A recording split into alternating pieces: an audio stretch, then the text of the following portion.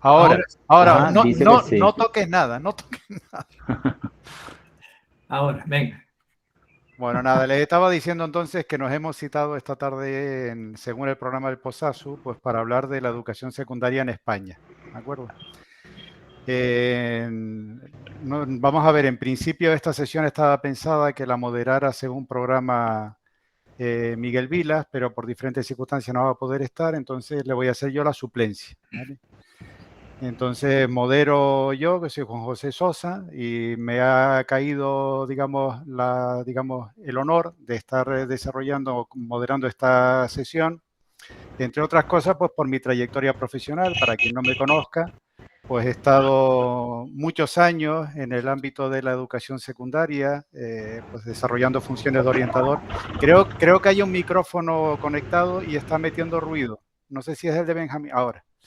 Estaba diciendo entonces que, gracias Benjamín, le estaba diciendo que en principio, bueno, pues los créditos con los que modero y coordino las sesiones precisamente por mi trayectoria profesional, entiendo, ¿no? Porque he estado muchos años en el ámbito de la secundaria, desarrollando funciones de orientador y más recientemente, pues estoy ya en el departamento de didáctica, pues desarrollando, entre otras cosas, este año pues imparto también una asignatura en el máster de formación del profesorado de educación secundaria, junto con Amador Guarro, que nos acompaña también en la sesión, ¿no? La estructura que hemos pensado entre los que vamos a desarrollar un poco nuestras intervenciones es una estructura en 3 fases en las que vamos a tratar de hacer una pequeña presentación de lo que ha sido el pasado, es decir, la génesis de la educación secundaria y cómo fue evolucionando de manera muy rápida. No se vayan corriendo, que no vamos a estar hablando ahora mucho de historia, y nos va a hacer una cosita más o menos rápida, simplemente para entrar en lo que interesa, que es la actual configuración de la secundaria y sobre todo lo que vendrá con la futura reforma, ¿no? En ese trayecto, además de la intervención mía, pues nos van a acompañar Sara Marrero, que es profesora, funcionaria de carrera de la especialidad de inglés, con una especialidad, o sea, con una experiencia profesional de 6 cursos en total en diferentes centros de la isla de Tenerife. Siempre, digamos, girando su actuación en torno a lo que es la docencia en el inglés. Recientemente ha estado llevando un proyecto de inglés para el alumnado de la ESO llamado Language Open Doors, English is Around Us. Perdona, Sara, estoy seguro de que estarás ahora mismo sintiendo la enorme necesidad que tiene nuestro alumnado de formación en inglés, e implicando al alumnado en actividades relacionadas con su vida cotidiana en el inglés, pues para que vieran la utilidad de esta lengua dentro de su entorno, ¿no? Ha estado 2 cursos en el IES Ofra, ahora IES Belén Morales, y como jefa de estudios además y profesora de inglés, y por último 2 cursos en el IES Villalba Arbás como profesora de inglés y tutora. Y bien, recientemente ha estado un tiempo de baja por digamos, por maternidad. Y actualmente es profesora de inglés y tutora de bachillerato. La otra compañera que nos va a acompañar esta tarde es María Faik, que también es profesora funcionaria de la especialidad de orientación educativa. Anteriormente trabajó en el diseño, dinamización y coordinación de distintos proyectos socioeducativos en Barcelona relacionados con la animación a la lectura, con alumnado y familias y diferente voluntariado. Ha estado trabajando en formación para el acompañamiento familiar y escolar en entornos vulnerables y en Tenerife en la mejora de la convivencia escolar, introduciendo la figura de la educadora social o educador social en algunos centros educativos, ¿no? Desde el año 2018-2019, pues trabaja como orientadora educativa en el IES El Médano y más recientemente en el SEO Bettencourt y Molina, cubriendo las 3 etapas educativas obligatorias. Y en tercer lugar, pues nos acompaña Amador Guarro, que es compañero catedrático de didáctica y organización escolar, con varias décadas, como nos acaba de reconocer, concretamente 42 años de experiencia docente universitaria, siempre muy interesado y comprometido con el desarrollo curricular y la organización escolar en el ámbito de la educación no universitaria.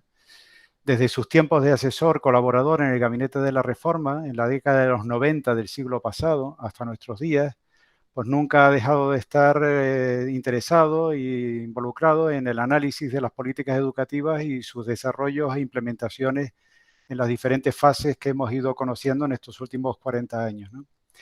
En particular, y pese a que en confianza me ha comentado que él ya está como un poquito de retirada, lo cierto es que no para, que no deja de meterse en líos y últimamente ha tenido una intervención en el Consejo Escolar de Canarias, precisamente en relación a la futura reforma educativa, la LOMLOE, y aprovechando pues ese estudio en profundidad que ha hecho, pues le hemos pedido que nos acompañara hoy, cosa que le agradecemos para que nos amplíe un poco las perspectivas en relación con lo que viene en con la futura reforma educativa, ¿no?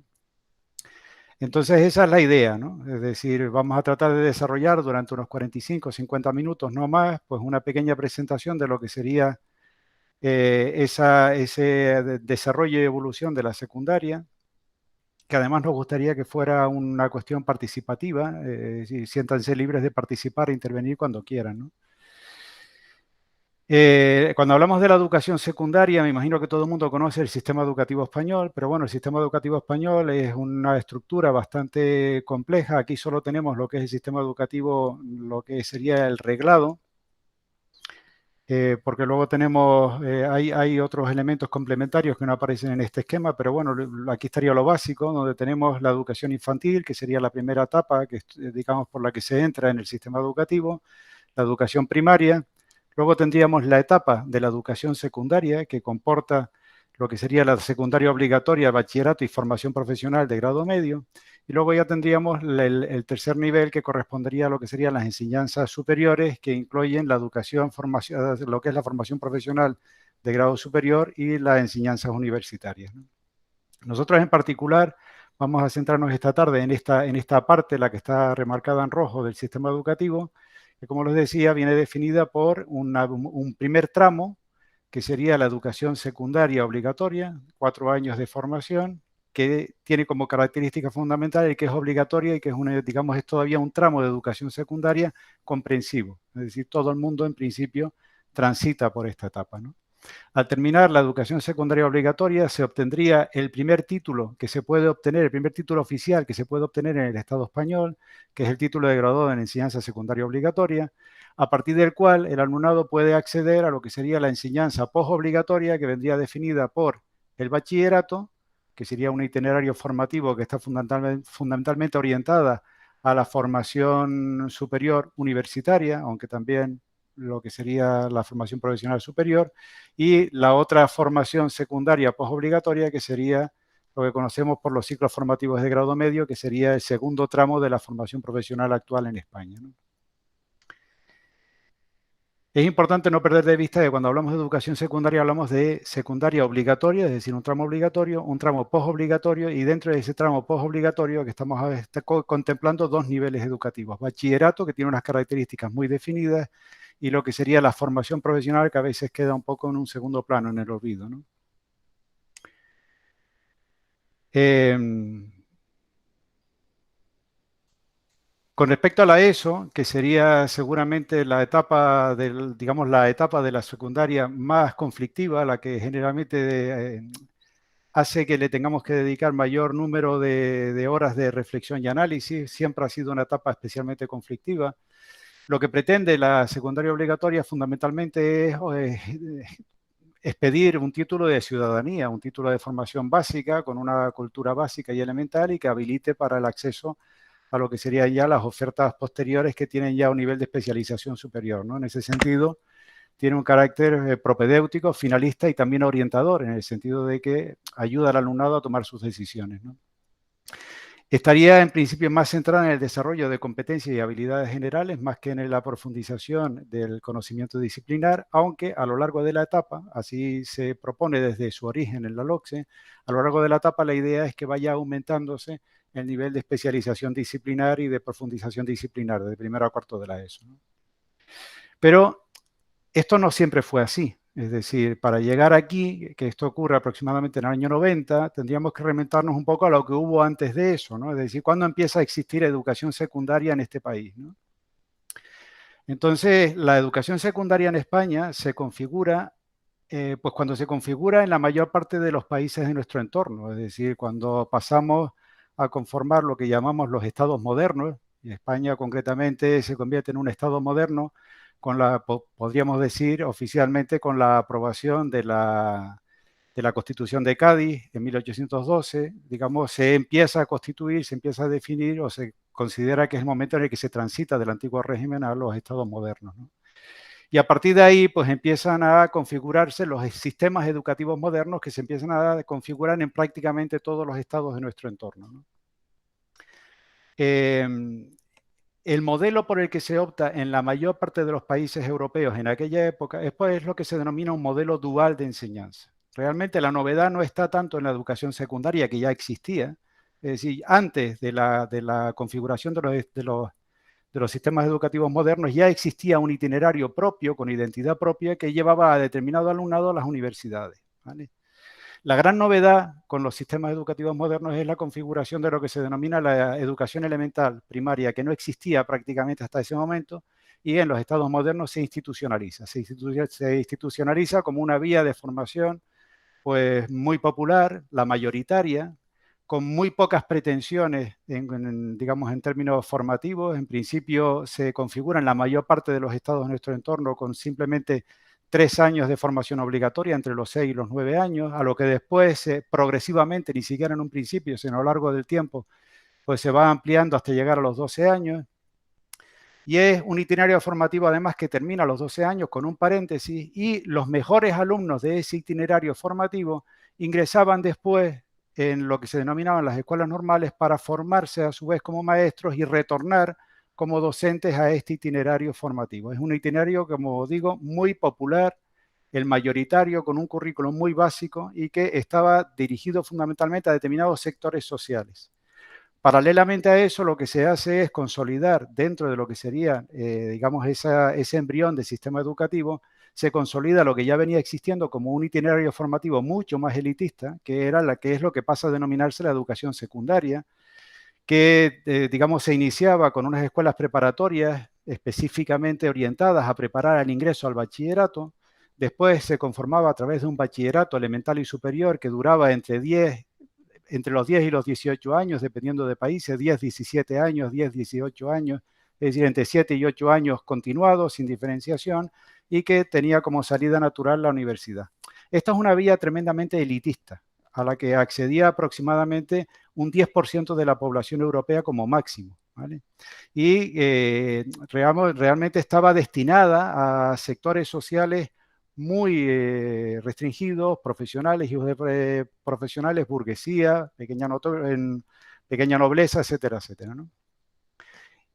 Quiero recordar también que por aquella época formación profesional en sí tampoco había, sino lo que existía era una formación o un acceso a lo que sería lo que podríamos hoy denominar formación profesional o el conocimiento profesional a través de los gremios profesionales, digamos, los gremios artesanales heredados de la Edad Media, y a través del modelo de aprendiz del taller, es decir, te enganchabas como aprendiz en algún taller con algún maestro o algún profesional e ibas aprendiendo el oficio pues como podías, ¿no? Sin ningún tipo de reconocimiento oficial ni mucha regulación, ¿no?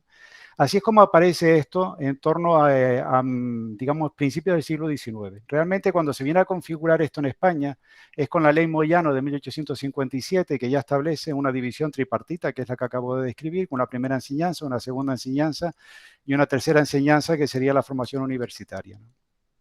De aquella época encontré un texto de Antonio Gil de Zárate, que era por aquel entonces, en 1855, era director general de Instrucción Pública, 2 años antes de que se aprobara la ley Moyano, donde él en este texto un poco recoge el sentido con el que se pretendía introducir la educación secundaria en España, ¿no? Yo creo que es interesante leerlo, porque describe perfectamente ese carácter elitista que estaba señalando, ¿no? La enseñanza secundaria, decía Antonio Gil de Zárate, prescinde de las masas populares, se dirige a las clases altas y medias, esto es, a las más activas y emprendedoras, a las que se hallan apoderadas de los principales puestos del Estado y de las profesiones que más capacidad requieren, a las que legislan y gobiernan, a las que escriben, inventan, dirigen y dan impulso a la sociedad, conduciéndolo por las diferentes vías de la civilización. En suma, a las que son el alma de las naciones, conmueven los pueblos y son causa de su felicidad y desgracia. La segunda enseñanza es la que procura de estas clases el desarrollo intelectual necesario para alcanzar tan elevados fines. Su trascendencia es, por tanto, inmensa si se considera desde el punto de vista social y humanitario. Es decir, la educación secundaria se configura ya desde el siglo XIX como una, digamos, una vía educativa tremendamente elitista, con un papel, además, si se dan cuenta, con una relevancia estratégica importantísima para el país, en el sentido de que se le concede a quienes van a transitar por la educación secundaria la responsabilidad de acceder a un nivel formativo que después va a convertirse en una especie de motor económico, social, de desarrollo y progreso. Yo creo que esto es importante tenerlo en cuenta porque nos ayuda a entender algunas de las dificultades que luego aparecen años más tarde cuando intentamos unificar en un solo itinerario educativo, en un solo recorrido educativo, estos itinerarios que estaban totalmente diferenciados desde el punto de vista educativo y desde el punto de vista social.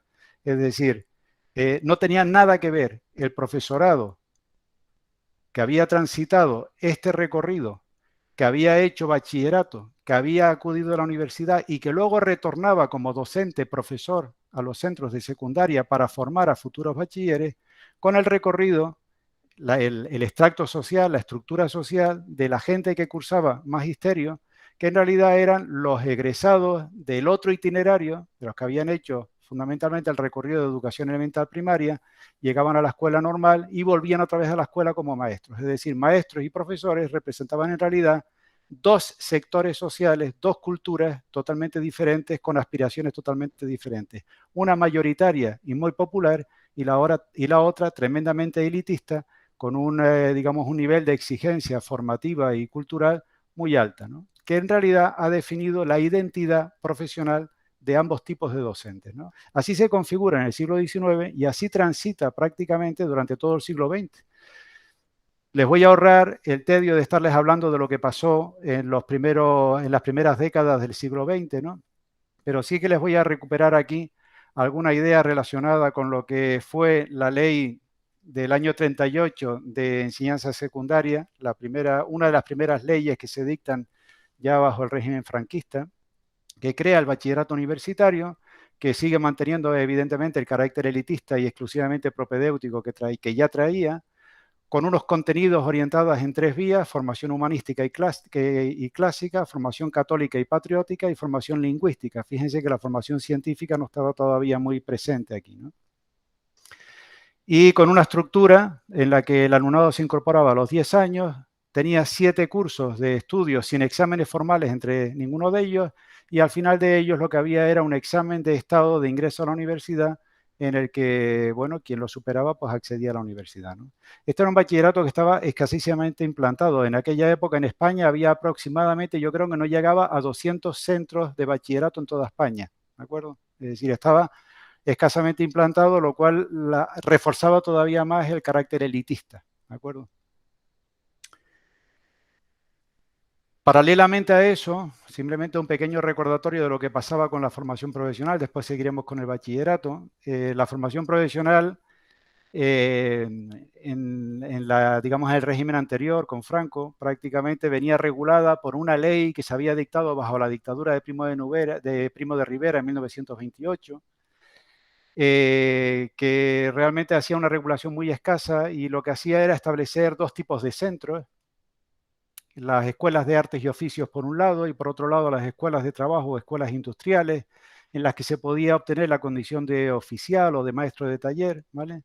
Pero que estaba muy poco implantado, muy poco desarrollado. Es decir, podemos decir que hasta prácticamente 1949 la implantación de centros de formación profesional como tales era algo realmente pues muy poco extendido, ¿no?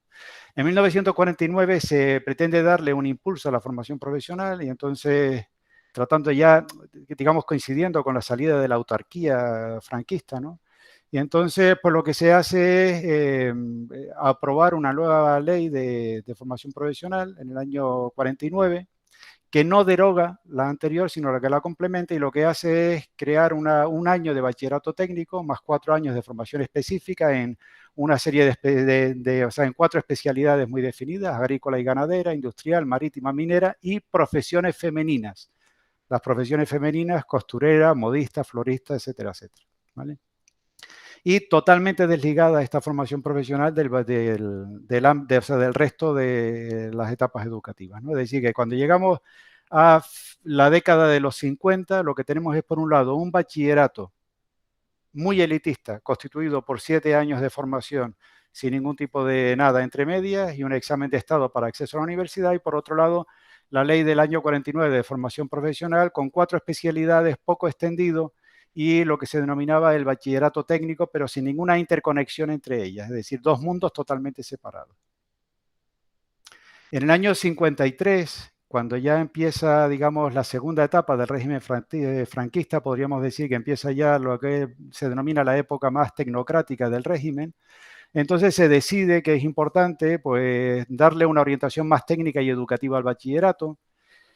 Y lo que se hace es redefinir la estructura del bachillerato, que prácticamente es la que muchos de nosotros llegamos a conocer hasta el BUP, ¿no? Que definía un bachillerato de 4 años, un bachillerato elemental de 4 años, seguido de un bachillerato superior de 2 años, al que seguía un curso preuniversitario. Es decir, lo que hizo fue subdividir los 7 años en 3 etapas, una de 4 años, que sería el elemental, una de 2 años, el bachillerato superior, y el preu, reválidas al finalizar el bachillerato elemental y superior y la prueba de madurez para el acceso a la universidad. Es decir, mantenía la misma duración y lo que hacía era darle una cierta estructura para que el alumnado fuera obteniendo algún título a lo largo de los 7 años que duraba el bachillerato, ¿vale? La otra gran reforma que ocurre en este periodo es la Ley de Formación Profesional del año 55, que lo que pretendía en esencia era modernizar la formación profesional, precisamente porque ya se anticipaba con el desarrollo, el despegue económico que empezaba a tener el régimen franquista, ya anticipaba una mayor demanda de mano de obra, y entonces se dan cuenta de que tenía que, digamos, empezar a cuidar más la formación profesional, y se crean las escuelas de aprendizaje de 2 años de duración, las escuelas de aprendizaje y las escuelas de maestría, en las que se podía obtener los títulos de oficial y de maestría en función del número de años cursados, ¿no? Pero seguimos viendo aquí una diferencia, una separación clarísima entre lo que era la enseñanza elemental, que había continuado su camino como lo habíamos marcado con la ley Moyano, el mundo del bachillerato, ¿vale? Reestructurado como acabamos de ver, y por otro lado la formación profesional, es decir, 3 mundos completamente diferenciados, ¿vale? En el año 64 se produce, digamos, una reforma importante, porque lo que se hace es ampliar la enseñanza primaria hasta los 14 años con carácter obligatorio. Es decir, mucha gente cree que esto ocurrió con la Ley General de Educación, pero no. En realidad esto ya había ocurrido en el año 64, la obligatoriedad, la ampliación hasta los 14 años ocurre en el año 64. Y digamos, con esta reforma del año 64 se amplía también, se añade la posibilidad de incorporarse desde este nivel educativo, que hasta ese momento había estado totalmente separado de lo que era bachillerato y formación profesional. Se concede la posibilidad de acceder al tercer año del bachillerato general o laboral si se tenía el certificado de estudios primarios, que era el que se obtenía al terminar la enseñanza primaria, ¿no? Evidentemente, con todas estas reformas y mejoras, lo que sí se empieza a ver a finales de la década de los 60, llegando ya a los 70, es que el sistema educativo necesitaba de una reforma en profundidad, que no bastaba estos pequeños ajustes que se habían hecho a principio de la década, en el año 64, y entonces se empiezan a preparar diferentes cambios, reformas, etcétera, etcétera, que todas ellas acaban confluyendo en lo que podría ser digamos, la Ley General de Educación, ¿no? La Ley General de Educación, que, como me comentaba Amador el otro día, fue realmente una ley bastante avanzada para su época, ¿no? Y lo que intentaba era superar, pues, todas estas déficits y dificultades que se empezaban a ver en el sistema educativo español, ¿no? La separación entre los diferentes, digamos, itinerarios formativos, la implantación excesivamente urbana y nada rural de lo que era la oferta de formación profesional o de bachillerato. Había digamos, una discriminación en función del lugar de residencia muy importante. Había también un problema del desajuste entre quienes habían hecho, digamos, la enseñanza elemental y los que después te permitía acceder al bachillerato. No había una conexión entre esos niveles. Entonces, a partir de ahí se empieza a configurar una reforma que trata de superar todas esas dificultades y que desemboca en lo que fue la estructura del sistema educativo con la Ley General de Educación del año 70, que es una ley que, como se ve, lo que hace es integrar, ahora ya sí, en un único itinerario formativo lo que era la enseñanza primaria por un lado y el bachillerato, configurando lo que era la educación general básica, es decir, retira algunos años de lo que era el bachillerato y se los concede a lo que sería la etapa de la formación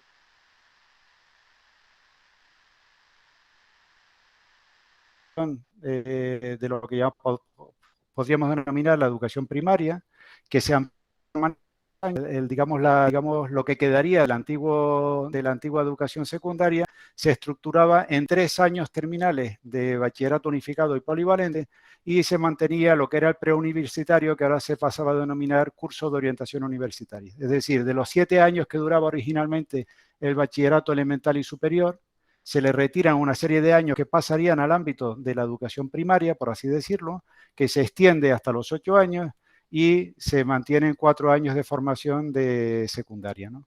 Lo que sí es verdad es que no se unifica, no se integra dentro del sistema la formación profesional, lo que sí se hacen es habilitar una serie de pasarelas hacia la formación profesional que en aquel entonces se estructuraba en 3 niveles: formación profesional de primer grado, formación profesional de segundo grado y la FP3, que en realidad nunca llegó a existir, sino solo sobre el papel, es decir, nunca se llegó a implantar, ¿vale?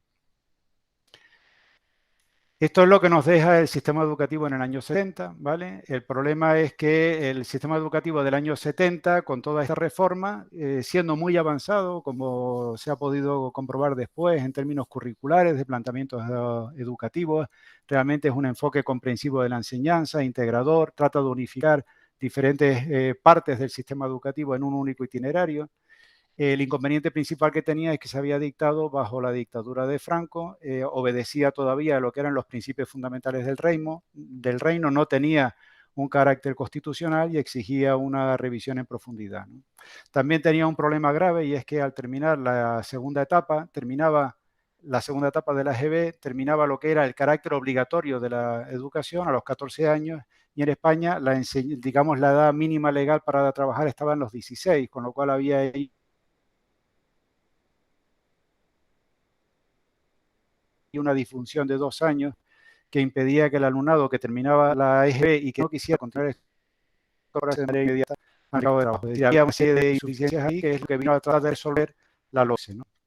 La LOCSE se empieza a planificar, la Ley Orgánica General del Sistema Educativo, se empieza a planificar y a desarrollar en realidad prácticamente con la llegada al poder del Partido Socialista Obrero Español, ¿no? En el año 82, ya en el año 83 se publican los 30 puntos para la reforma de las enseñanzas medias, en el año 84 se inicia la reforma del ciclo superior de la GB, en el año 87 se presenta un proyecto de reforma global del sistema educativo propiciado por una serie de circunstancias, entre ellas la descoordinación de las diferentes etapas, la insatisfacción del profesorado, que por aquel entonces, no sé si algunos de ustedes pues, lo podrán recordar, los movimientos de renovación pedagógica empezaban a crecer, existía como una especie de inquietud por la mejora de la educación, con un planteamiento diferente que no estuviera tan vinculado a las estructuras jerárquicas y gerenciales desde el ministerio. Es decir, había toda una serie de motivos de insatisfacción que justificaban una reforma, ¿no? En el año 89 se aprueban los papeles para el debate, se publica también la primera propuesta curricular, el diseño curricular base, el libro blanco para la reforma y en el año 90 se aprueba la LOCSE con el 70% de los votos de la Cámara y se produce pues, una reforma importante del sistema, ¿no? Cambios que van a venir en la estructura curricular y cambios que van a venir en la estructura del sistema, ¿no? Dando lugar a este sistema, que es el que prácticamente ya hemos conocido todos hasta hace poco tiempo, donde tenemos por un lado se mantiene la educación infantil de 0 a 3 años como primer ciclo, segundo ciclo de educación infantil, la educación primaria, de ahí se accede a la secundaria obligatoria con el título de graduado en secundaria y a partir de ahí pues la doble vía, bachillerato, formación profesional, pero integrada ya en un único sistema, puesto que se accede tanto al bachillerato como a la formación profesional con el mismo título y con la misma edad, es decir, no hay diferencias en ese sentido. Los requisitos de acceso al bachillerato y a los ciclos formativos de grado medio con la LOCSE se equiparaban. Esto en principio pretendía ser una medida que dignificara e igualara la formación profesional con el bachillerato, Después, a la postre, lo que se vino a demostrar es que para determinado alumnado venía a situar el listón de acceso a la formación profesional pues en un punto un tanto alto, y entonces con posterioridad esto se ha ido matizando y modificando, creando alternativas de acceso a la formación profesional, ¿no? Bueno, yo creo que esto básicamente es el recorrido que nos ha llevado prácticamente hasta hoy, porque esta estructura del sistema educativo es prácticamente la que tenemos ahora mismo. Es decir, con posterioridad aparecen algunas modificaciones y ajustes, pero no tanto en la estructura del sistema, que viene siendo básicamente el mismo, sino más bien en, digamos, algunos ajustes curriculares y de tratamiento dentro de la etapa. Por ejemplo, en el sistema LOCSE se preveía 2 ciclos dentro de la etapa secundaria obligatoria, primer y segundo ciclo, el primer ciclo de primero y segundo de la ESO, y el segundo ciclo, tercero y cuarto de la ESO. Y con la LOMCE lo que se hace es que se eliminan esos ciclos y se reestructuran en un primer ciclo de primero a tercero de la ESO y un segundo ciclo que era cuarto de la ESO, que era una forma de mantener el ciclo pero sin mantenerlo, ¿no? Pues esto es un poco lo que nos ha traído hasta aquí, ¿no?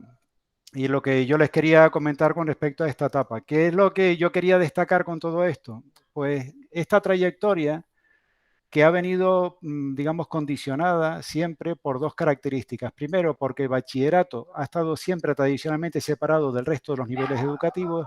Y en segundo lugar, por su carácter tremendamente elitista, minoritario, que venía dado tanto por el tipo de alumnado que se formaba ahí y las aspiraciones que tenía, como por el perfil de los docentes que impartían en esa etapa educativa. Todos recordarán la época aquella en la que se crea la secundaria obligatoria con la LOCSE, que eso generó un enorme malestar entre el profesorado de secundaria, y lo que venían a decir es que sentían que se les estaba esgebeizando, es decir, es como si les estuviera rebajando de categoría. ¿Qué es lo que nos estaban diciendo con eso? Lo que ellos estaban sintiendo es que estaban pasando de ser un itinerario educativo que estaba destinado a determinados sectores sociales con unas determinadas características, y se estaban de alguna manera combinando con otra, digamos, etapa educativa, con unos requisitos de formación tanto del alumnado que estaba ahí como del profesorado que impartía totalmente diferentes, ¿no? Y ellos aquello lo percibieron como una especie de rebaja de estatus, ¿vale? Es un poco lo que nos venían a describir. Resumidas cuentas, que a partir de ahí se generan ciertas resistencias, ciertas dificultades, y se empieza a configurar una etapa educativa que es tremendamente complicada de gestionar, ¿no? Complicada por eso y por las características del alumnado de la etapa. Y ahora ya aquí es donde yo le cedo el testigo de mi intervención a Sara y a María para que ellas verifiquen si efectivamente esta etapa es conflictiva o no, y cómo es la vivencia en la etapa, y un poco lo que ustedes nos quieran transmitir. Gracias, Juanjo. Bueno, si quieren empiezo yo, que tengo una visión así como más genérica al ser orientadora, bueno, tengo una visión más genérica un poquitito del tema. Bueno, primero de todo comentarles que yo llevo desconectada de la práctica desde octubre, porque estoy embarazada y estoy de baja, y entonces es verdad que me ha costado un montón centrar las ideas, estoy como muy espesa, estoy ya a punto de parir, y la verdad que digo, voy a hacer un esfuerzo de concentración ahí para intentar organizar algunas ideas. Ah, bueno, eso. Y después un poco, yo no lo vincularé tanto a los cambios de ley educativo, sino en una reflexión muy de mi práctica, de la experiencia que llevo como orientadora, sobre todo, y conectando con dilemas y virtudes, sugerencias y observaciones que hay en la práctica en sí, ¿no? Desde sobre todo la visión como orientadora, tocando las teclas que toco, ¿no? Un poco a nivel organizativo, a nivel pedagógico, a nivel social, un poco ahí, ¿no? Entonces, bueno, ahí he recogido algunas ideas que las comparto con ustedes, que pueden interrumpir también, si quieren aportar alguna cosa, a modo de reflexión y compartir. Y después ya Amador nos pondrá en su sitio con el futuro de las leyes. Pero bueno, así un poco como ideas así de que yo pensaba que pienso que en el presente tenemos en los institutos. Yo tengo una percepción también un poco sesgada de mis últimos 3 cursos, que estoy trabajando en un SEO, que están las 3 etapas educativas obligatorias, y estoy centrada bastante en la ESO, ¿no? Un poco en la etapa obligatoria. Tengo una experiencia de 1 año de ser orientadora en el Médano, que ahí tuve etapa de bachillerato y grados medios, pero bueno, más o menos como práctica diaria también, bueno, tengo la suerte ahora de estar en estas 3 etapas, y también mi trabajo está un poco dividido, ¿no? Bueno, yo he organizado un poco mis ideas en función de los aspectos así, pues un poco a nivel aspecto organizativo, aspectos pedagógicos y aspectos sociales, ¿no? Un poco de ideas que tengo ahí. Bueno, a nivel organizativo es verdad que, bueno, centrándonos más en mi práctica educativa en temas de medidas de atención a la diversidad, en la práctica de la realidad canaria también, porque al final es tocar contexto y centro concreto. Bueno, es verdad que las medidas de atención a la diversidad están reguladas con sus decretos y tenemos ahí como ciertas orientaciones de cómo hacerlo. Yo destaco algunas ideas de los programas concretos que se engloban dentro de estas medidas de atención a la diversidad, como el Promeco, el PEMAR, el apoyo idiomático, ahora le llaman también diversificación curricular, ¿no? Que de alguna manera, bueno, ayudan a organizar algo la diversidad, disminuyan, por ejemplo, en el tema del PEMAR, por ejemplo, disminuye la ratio en grupos para crear grupos nuevos y de alguna manera se separa, ¿no? Hay cierta flexibilidad en estos programas de diseñar y gestionar un poco bueno, el contenido, la gestión un poco, sobre todo en el Promeco, por ejemplo, no sé si conocen estos programas en concreto, ¿no? El programa de Promeco, una medida de atención a la diversidad para mejorar la convivencia también, que son, bueno, que ahí cada centro un poco lo gestiona como puede y quiere también, ¿no? A pesar de que hay unas pautas, líneas generales. Pero bueno, son como medidas de orientación así para atender a la diversidad que tenemos actualmente en el presente y que en cierta manera ayudan a atender y a gestionar la diversidad, ¿no? Y bueno, el PEMAR, por ejemplo, podíamos entrar mucho en detalle a discutir toda una sesión de cómo se desarrolla y qué ventajas e inconvenientes tiene. Y yo creo que Sara también va a apuntar alguna cosa como docente y como profe que da clase dentro del PEMAR, el programa de mejora académica y el rendimiento, creo que se llama, si no me equivoco ya. Y bueno, es verdad que ahí de alguna manera se ha diseñado este tipo de programa para trabajar a nivel curricular por ámbitos también un poco, ¿no? A modo resumido así, que yo dentro de esta perspectiva lo veo como algo positivo, ¿no? Trabajo más englobado en ámbitos. Después ya podemos entrar más en detalle. Sin embargo, también, como aspecto así como más negativo de este tipo de programas de medidas de atención a la diversidad, pues también son medidas de segregación también y señalización, ¿no? Dentro de nuestra práctica educativa, los alumnos que van a PEMAR somos, yo soy el alumno de PEMAR, ¿no? O alumno de Promeco, ¿no? Es verdad, sí es una medida de atención a la diversidad, pero también es una forma de segregar y señalizar, ¿no? También habría que ponerlo en cuestión, ¿no? Un poco cómo se gestiona eso. Y bueno, y también a modo de nivel práctico, ¿no? Es decir, vale, nosotros tenemos esa manera de hacer el PEMAR, pero a veces en los centros, ¿no? Como medida dices, vale, interesa tener un grupo de PEMAR a modo a nivel organizativo, porque te reduce la ratio de otros grupos. Entonces, a veces se crean grupos forzados un poco de PEMAR, ¿no? De alumnos, porque para entrar en el grupo ese tienes que tener ciertos requisitos para poder formar parte de este grupo, como ¿no? Que por ejemplo que sean alumnos que no sea por falta de esfuerzo o por mala conducta, que tengan un desfase curricular, que tengan un aprendizaje lento y que a nivel metodológico les conviene a lo mejor formar parte de este grupo para trabajar con ámbitos, para compensar un poco sus niveles y tal. Son grupos reducidos de 15 alumnos como máximo. Entonces, claro, a los centros interesa tener grupos de PEMAR porque quitas alumnos de otros grupos, disminuye ratios y eso ayuda. Pero a veces la configuración de estos grupos hay que ponerlos en cuestión, porque ahí ponemos a veces alumnado que sí que tiene mala conducta o que no, un poco también hay una mezcla rara, ¿no? Pero bueno, es una fórmula que tenemos de atender a la diversidad o al menos aquí como lo trabajamos. Bueno, eso como yo voy lanzando ideas, no tampoco voy dando opinión también así un poco a lo loco.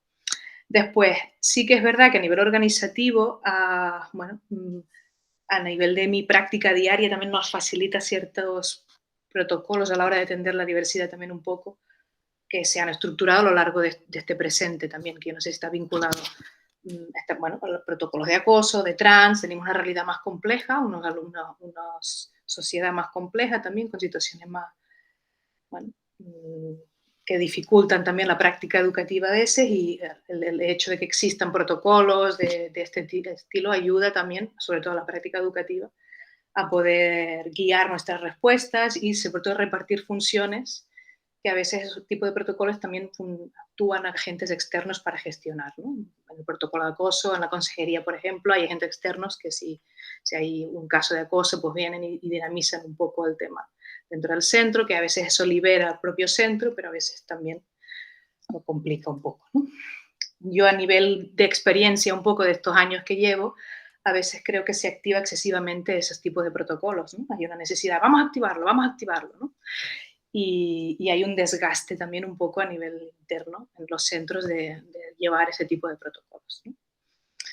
Y bueno, aquí anoté otra idea dentro del ámbito más organizativo, el tema de, bueno, las redes educativas un poco, ¿no? Eso a nivel muy, muy de Canarias estoy hablando, ¿eh? Que es opcional, son redes educativas, son tipo bueno, como sí, como los profesores tienen, los centros pueden solicitar ese tipo de redes para que el profesorado pueda desarrollar distintos tipos de temáticas, ¿no? Como la salud, sostenibilidad, la solidaridad y todo eso. Ese tipo de redes opcionales que las puedes acoger o no, de alguna manera ayudan a consolidar equipos docentes. Yo he visto en la práctica que al final se convierte en como para tú tener equipos docentes en los centros, ¿no? Para captar con las comisiones docentes un poco, pues al final las redes educativas sirven para decir, bueno, pues tú te quedas y llevas y presentas un proyecto de comisión docente de la red de salud o la red de solidaridad. Y al final hay un poco ahí la experiencia esta de decir, bueno, pues consolidan equipos docentes a lo mejor a través de redes educativas o el proyecto de docentes se le da sentido a través de la red educativa. Eso puede ser un punto favorable o no, depende. Puede facilitar y dar recursos también ese tipo de redes a proyectos de centro y actividades complementarias. Yo creo que ese es un punto de encuentro de la gente que lleva la responsabilidad de cada red. Pues sí que es verdad que compartes prácticas educativas con otros centros y, por ejemplo, la red de igualdad, pues los responsables de igualdad se reúnen, comparten ideas de cómo llevar la igualdad a los centros y en este sentido pues creo que sí que hay sinergias, se crean sinergias de compartir recursos, ¿no? Y puede ser favorable también. Y en la parte que me toca a mí de alguna manera también se conecta en ejes principales de tutoría de ese, ¿no? Que le das también contenido a la parte del plan de acción tutorial, ¿no? Son temáticas que tú le puedes también, depende de cómo se monte en cada centro, pues también juegan un papel importante en las tutorías si lo vinculas, ¿no? Eso a nivel organizativo. Después digo, bueno, ¿qué ideas más puedo dar yo también así desde mi práctica un poco, a nivel pues, bueno, de pedagógica un poco?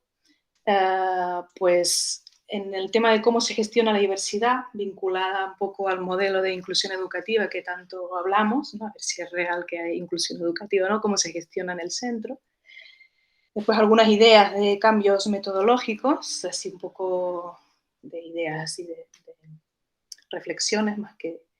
Y un punto más de mi ámbito, del tema de la orientación académica y profesional, que va muy relacionada con los itinerarios también del sistema que nos ha planteado ahora Juanjo, un poco qué papel tenemos los centros en este, ¿no? El centro y en mi caso como orientadores y luego la experiencia mía, ¿no?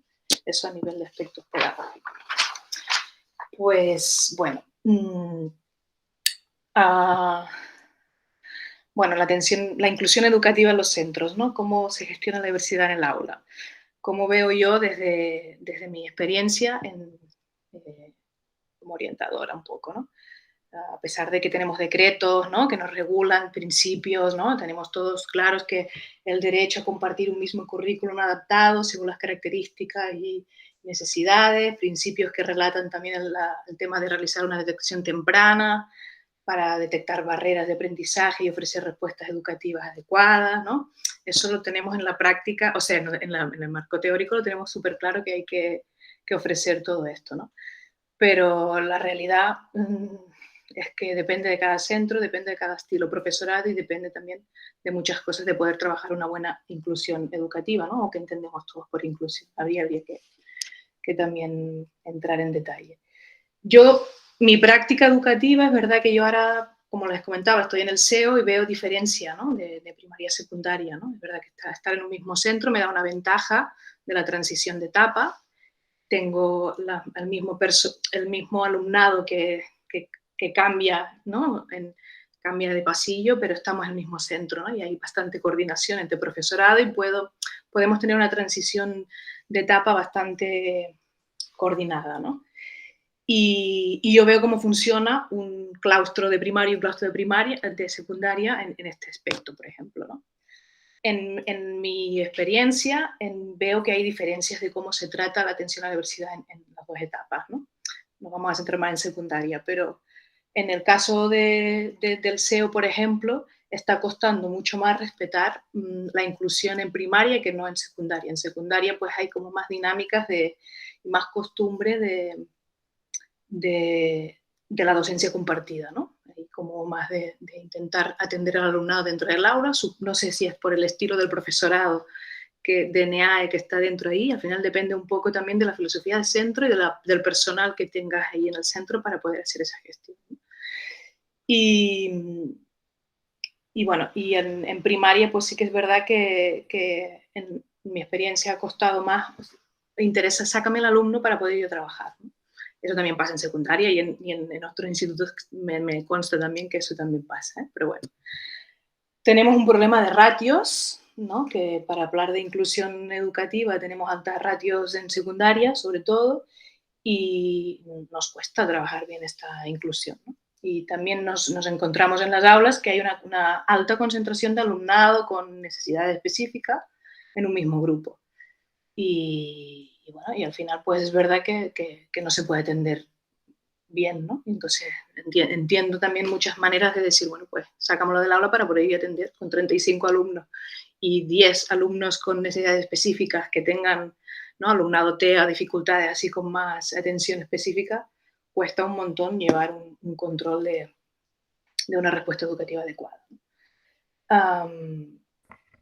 También en secundaria, yo por lo que he visto en los centros en los que he trabajado, también a la hora de configurar los grupos, también, no sé si, bueno, Sara a lo mejor puede hablar más de este tema, también hay cierta segregación a la hora de crear los grupos, ¿no? Están los grupos CLIL, de los programas esos de lengua extranjera, ¿no?, integrada en el currículum, que se crean los grupos, pues este es el grupo CLIL, este ya es el grupo donde metemos a tal.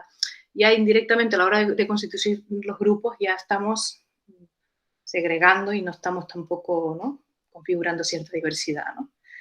Que puede ser favorable o no, ya lo discutimos, pero de entrada sí que hay cierta diferenciación. Bueno, yo destaco así a nivel de la diversidad el papel a nivel positivo, la experiencia en la que tengo yo y, bueno, destacar el papel del profesorado de NEAE, ¿no?, que le llamamos nosotros, el de apoyo a las necesidades educativas, que son figuras de apoyo en los centros donde he trabajado, han sido figuras de apoyo y generadores de recursos para profesorado docente, ¿no?, que no ha tenido tanto contacto con la diversidad, y el papel que juegan en los centros, ¿no? Tanto, por ejemplo, en mi caso, en las sesiones de tutoría, aprovechamos que el profesorado se siente con los tutores, intentamos buscar espacios de coordinación para compartir recursos que necesita el profesorado para poder atender esa diversidad que no sabe ni cómo atenderla en muchas ocasiones, ¿no?, que nos pide auxilio un poco. Y bueno, después está la limitación aquí hay un dilema siempre, ¿no?, que al menos en el centro, que solo puede atender el profesor de NEAE hasta segundo a la ESO, y tenemos alumnado cuando pasa tercero a la ESO, ¿qué pasa? El alumnado que tiene dificultades también y que tiene necesidades específicas no puede ser atendido por un profesorado NEAE en tercero a la ESO, entonces ahí, bueno, ahí hay un debate que también es como, bueno, porque bueno, son cuerpos de figura de maestro, entonces está como justificado un poco que hasta segundo la ESO sí pueden atender, en tercero no, pero ahí en algunos centros pues tenemos que buscar equilibrios con según qué tipo de alumnos, porque el apoyo del profesorado NEAE nos facilita también el trabajo a los docentes, ¿no? Pero bueno, se respeta y se pasa a tercero a ESO y al final el profesorado se siente como más desamparado un poco, ¿no?, sin ese apoyo. pero se buscan los huecos para poder facilitar y dar orientaciones y todo. Bueno, después, yo identifico que a nivel así de las formaciones internas del profesorado y por viendo un poco todo cómo está la diversidad en los centros a nivel de secundaria obligatoria sobre todo, la dificultad en el diseño de situaciones de aprendizaje que incluyen los desfases curriculares, ¿no? Nos cuesta mucho pensar o hacer y también llevar a la práctica, sobre todo el diseño está bien hecho, pero en la práctica cuesta que las situaciones de aprendizaje incluyan al alumnado que tenga desfase curricular, ¿no? Al final siempre acaba en la práctica surgiendo que el alumnado con adaptaciones curriculares sigue trabajando bastante al margen, aunque esté dentro del aula, por ejemplo, pues tiene su cuadernito, sus fichitas y trabaja bastante al margen del contenido, ¿no? del grupo entero en sí mismo. Quizás en primaria, yo comparando un poco en primaria, está como más compensado esto, supongo que el desfase curricular no es tan evidente y los contenidos son más inclusivos también y con más continuidad. Bueno. Yo apunté aquí otra idea de que que actualmente tenemos un montón y después de la pandemia y después de todo, hay un montón, tenemos mucha suerte de que hay diversidad de recursos para poder hacer distintas situaciones de aprendizaje, de plantear distintas, ¿no? Al final, cuanto más tiempo pasa, parece que tenemos más ideas, más, ¿no? O las reinventamos, no lo sé. Pero sí que noto que hay más apertura en compartir, ¿no? Yo lo he notado, supongo, después de la pandemia también un poco, ¿no? Se reclaman más los espacios de coordinación, de formación interna para mejorar la práctica docente. También tenemos una realidad como muy cambiante, muy problemática en algunas ocasiones y hay como esa necesidad de buscar espacios para poder, y eso lo veo como un aspecto positivo también, ¿no? De aprovechar esa demanda así de... bueno, y después, en el paso de primaria a secundaria, sí que he notado cierta tendencia, eso ya es una reflexión así un poco por la experiencia que tengo ahí, de incrementar los desfases del alumnado, como parece ser que si le pones más adaptaciones curriculares al alumno va a ser más atendido en secundaria, ¿no? Si tienes más adaptación curricular, si te pongo más adaptación curricular, vas a ser más atendido en secundaria, porque si no, en secundaria vas a tener problemas, ¿no? Bueno, esas ideas así un poco de la experiencia que al final tienes que ubicarla y decir, bueno, espérate, que a lo mejor no es conveniente ir cargando de peso al alumnado y de desfase curricular, pero bueno. Bueno.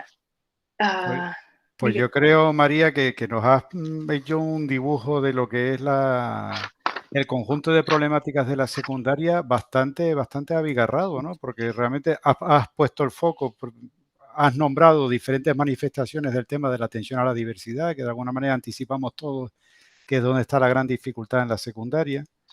Pero además nos has hablado de las dificultades organizativas de la etapa. Es una etapa donde las cosas se complican por diferentes motivos, ¿no? Los centros crecen, el tamaño de los claustros crece, el tema de la acción tutorial, la configuración del currículum, con estos elementos que aparecen de las redes y los proyectos de innovación, que a veces es difícil de integrar dentro de lo que sería el funcionamiento del centro, ¿no?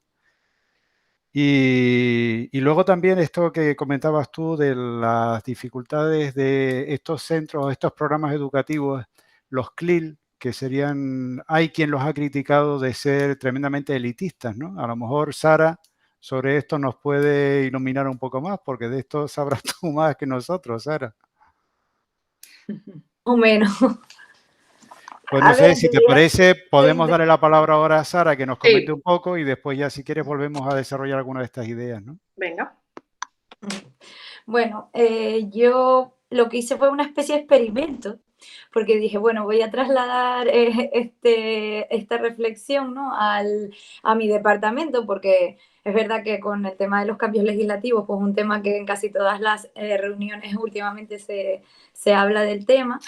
Y entonces, bueno, les planteé la cuestión de que tenían la oportunidad de hablar con ustedes y bueno, ellos me han planteado algunas cuestiones que yo he redactado para podérselas trasladar a ustedes.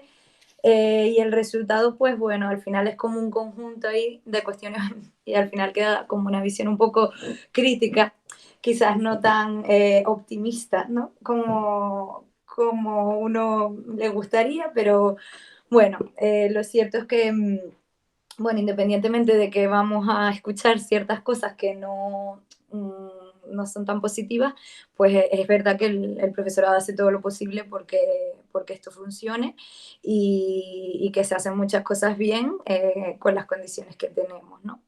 Eh, quiero comentar pues que una de las cosas con las que tanto mi departamento como, porque también tuve oportunidad de hablar brevemente con la jefa de estudios, entonces hice como una mezcla de las visiones que hay y las sensaciones que tienen el profesorado. Y bueno, entre ellas se comentaba que, pues, que solo se cambia el currículo, el currículo al final, no hay cambios legislativos profundos en la estructura del sistema, ¿no? Entonces, bueno, pues se ve que los cambios son a corto plazo, cuando se propone algo en una legislatura, pues en la siguiente ya eso no sirve y se plantea algo diferente, como si fuera al final un lavado de cara, sin realmente importarle el futuro de la educación, ¿no? Eh, nos planteábamos como dudas del tipo cómo podemos innovar si tenemos los mismos horarios desde la LOCSE, o sea, de clase. Nosotros tenemos al final los mismos horarios. Desde que yo estudiaba, se estudia de la misma manera, ¿no? Con los mismos horarios, ¿no? Entonces como que hay contradicciones así en el sistema. Luego también se destacaba que se plantean los nuevos cambios con poca antelación, es decir, normalmente los equipos directivos a estas alturas ya deberían de tener el curso que viene programado y ahora se encuentran que no saben cómo abordarlo, ¿no? Y que tienen muchas dudas, que las familias les llaman preguntándoles cómo va a ser el curso siguiente y ellos no saben qué contestarles, ¿no? Les plantean también que tienen que tener alternativas, por ejemplo, a la religión y que queda a criterio de los centros la elección de esa alternativa y ellas no se ven capaces de tomar una decisión porque creen que no son ellas las que deberían plantear esa ordenación del currículo, ¿no? Entonces, bueno, por otro lado, también el tema de priorizar la promoción del alumnado frente a la repetición, ¿no? Que bueno, sabemos que sí, que bueno, que es bueno que el alumnado no repita y que pase de curso, pero necesitamos entonces alternativas viables para ese alumnado que no quiere estudiar, ¿vale? Porque la sensación es eso, como que quieren limpiar estadísticas, que todo el mundo esté en la tasa de idoneidad que les corresponde y que si salen mal preparados, pues nada, la culpa es nuestra que al final somos los que tenemos que abordar ese fracaso, ¿no? Y es un poco eso, ¿no? No se contempla pues algo para ese alumnado que no quiere seguir por la vía ordinaria. Es decir, vale, sí, tenemos opción de que el alumnado que no quiere estudiar acceda a una FPB, pero para poder acceder a la FPB al final es que tienen que haber fracasado en primero, segundo, excepcionalmente, y hasta tercero de la ESO, normalmente, ¿no? Y claro, luego te ves, pues si hay plazas limitadas y no los cogen en los estudios de FP básica que quieren, al final llegamos a un tercero de la ESO, que tenemos a lo mejor 28 alumnos, que tienen perfil, a lo mejor de esos 28, 8 aprueban, 21 suspenden, mínimo 3 materias y tienen algunos pendientes del curso anterior como 5. Entonces a lo mejor tienes una clase con 14 alumnos con 14 asignaturas suspendidas, ¿no? Porque no han obtenido plaza o porque no quieren estudiar y no tienen tantas opciones para decantarse por otras vía, ¿no? O lo mismo en bachillerato, es decir, tenemos bastante alumnado en bachillerato que no quiere estar ahí y te lo dice, porque no han conseguido plaza en un grado medio, ¿no? Porque no hay plazas en el grado medio para ellos. Y luego te vienen a clase a jugar con el móvil, a sentarse en la mesa como si estuvieran en el sillón de su casa jugando así, es que sin cortarse un pelo, ¿no? Luego se plantean luego también asignaturas nuevas que al final, bueno, les cambian un poco el nombre para que los profes que están, como no se pueden ir, pues sigan dando esa asignatura, ¿no? Y luego teníamos dudas en el currículo de inglés, segundo de la ESO, le han quitado una hora que no sabemos en qué va a quedar. A día de hoy no sabemos qué va a pasar con esa hora, si es que es otra de esas nuevas materias a las que le cambian el nombre que tendremos que dar o no, o es que ha habido ahí no sabemos si puede ser un error o no, o efectivamente va a ser así. Ya a lo mejor Amador nos puede aclarar algo. Luego, por otro lado, que también María comentaba, el tema del PEMAR, ¿no?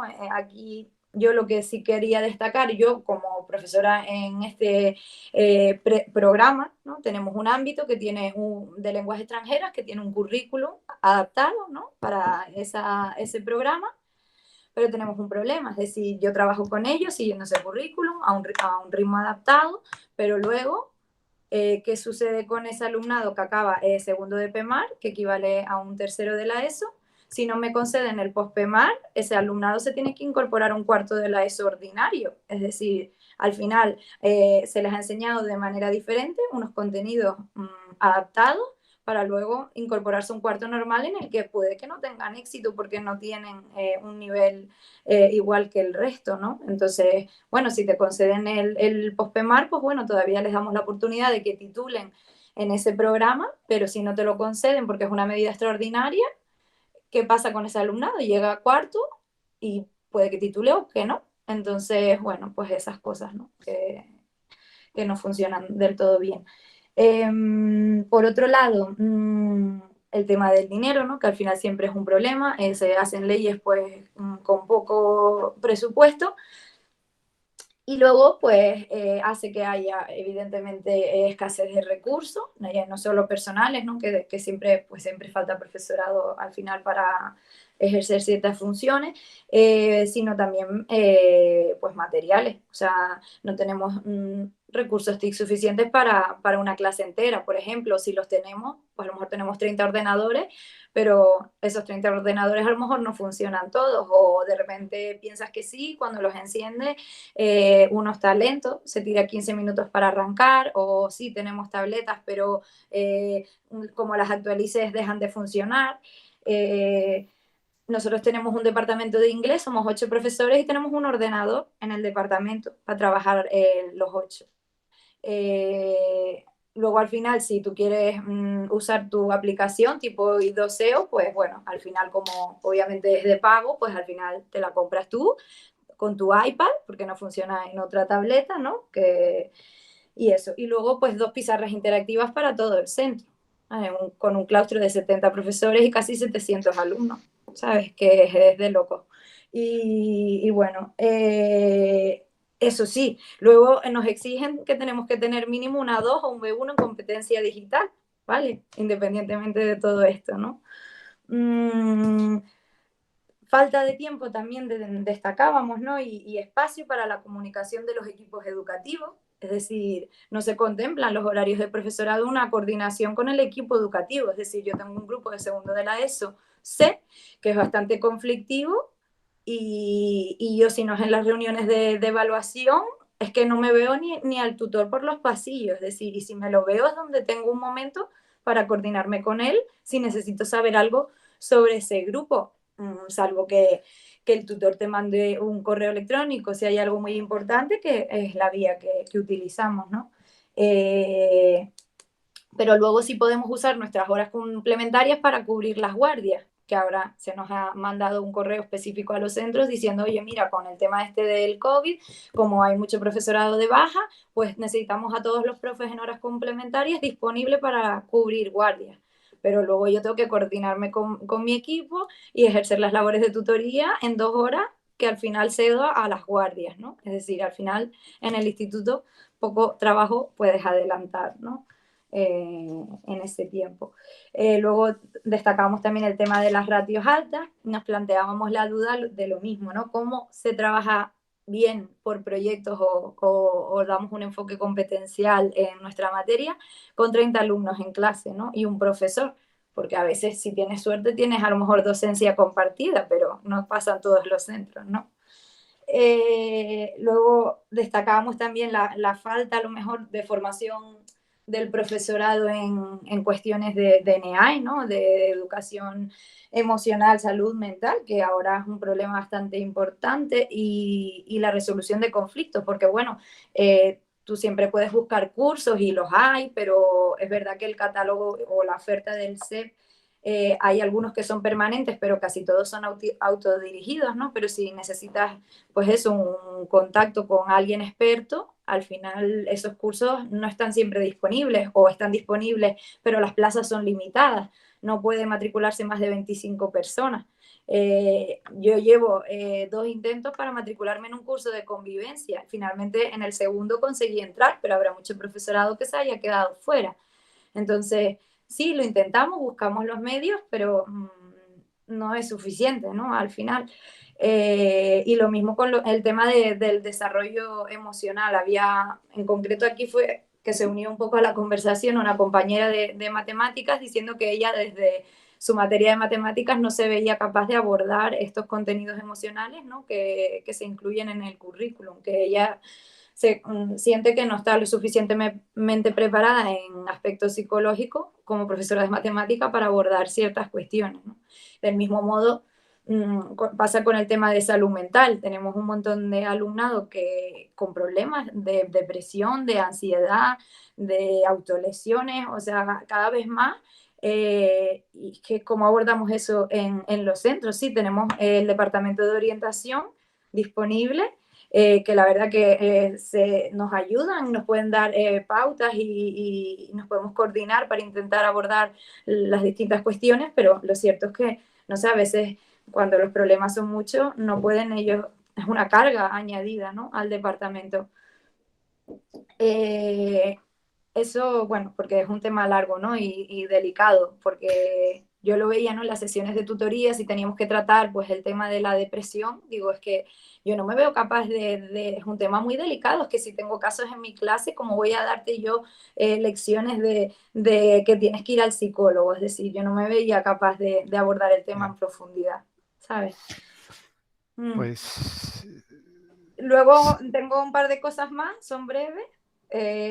Pero bueno, si quieren las dejamos para luego. No, es que te iba a decir que me parece que la Sí. intervención tuya es perfectamente complementaria de la de María. Me ha encantado oírte porque María lo que nos has hecho es una descripción más en el tema de las condiciones de trabajo de los centros y tú nos has hecho una narrativa a través de esa consulta que hiciste con el profesorado de a dónde conduce eso, es decir, dónde están las incongruencias, las insuficiencias, los dilemas, las disfunciones del sistema tal cual las percibe el profesorado, ¿no? Y yo creo que al final, si tuviéramos que resumir las intervenciones de las dos, lo que podríamos decir es que realmente las condiciones de trabajo ahora en la secundaria son tremendamente complejas. Desde luego, desde el año 90 que se crea esta etapa educativa, porque vamos, prácticamente solo han hablado de la secundaria, del bachillerato y de la formación profesional no se ha hablado nada. Es que realmente la secundaria obligatoria se come prácticamente todas las preocupaciones, ¿no? Lo que nos quedaría por ver ahora, si les parece, es que son las 7 menos cuarto ya, y esto debería terminar sobre las 7, según tengo entendido. ¿Es correcto, Javier? Entonces, a mí me gustaría darle un chance a Amador para ver si nos puede comentar algo de si realmente todo este panorama que ustedes nos han descrito tiene visos de irse a resolver con lo que viene con la LOMLOE, porque ese debería ser el objeto de la LOMLOE. ¿Sigues por ahí, Amador?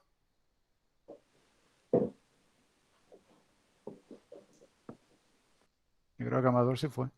Ah. ¿Tú crees que algo de lo que nos han estado contando Sara y María se podrá resolver con la LOMLOE? Estás muteado, Amador. El micro. El micro, Amador. ¿Cuál era la pregunta? Yo es que me desconecté de todo para que la wifi, o sea, esto funcionara, pero veo que soy el único que se ha quitado la cámara y el micro. ¿Cuál era la pregunta, Juanjo? La cuestión es la siguiente. Esa es la pregunta. ¿Esto tiene arreglo? No. Pues ya está. Se levanta la sesión. Podemos pasar a la... Nos sobra 15 minutos. Pero bueno, ¿y cómo has llegado a esa conclusión? No, bueno, me da pena que queden 15 minutos y además sin posibilidad, por lo que veo, de que el resto de colegas puedan intervenir y preguntar, porque no hay tiempo. Eso es así, ¿no? Yo, de todas maneras, bueno, vamos a ver. Yo tenía aquí algunas ideas sobre lo mal concebida que está la la ESO desde la LOCSE, pero así de claro, ¿no? O sea, el gran problema, porque la LOCSE tuvo una gran ventaja y es que consiguió ampliar la escolarización obligatoria hasta los 16 años, pero además fehacientemente, es decir, consiguió que todo el alumnado entre 6 y 16 años estuviera escolarizado.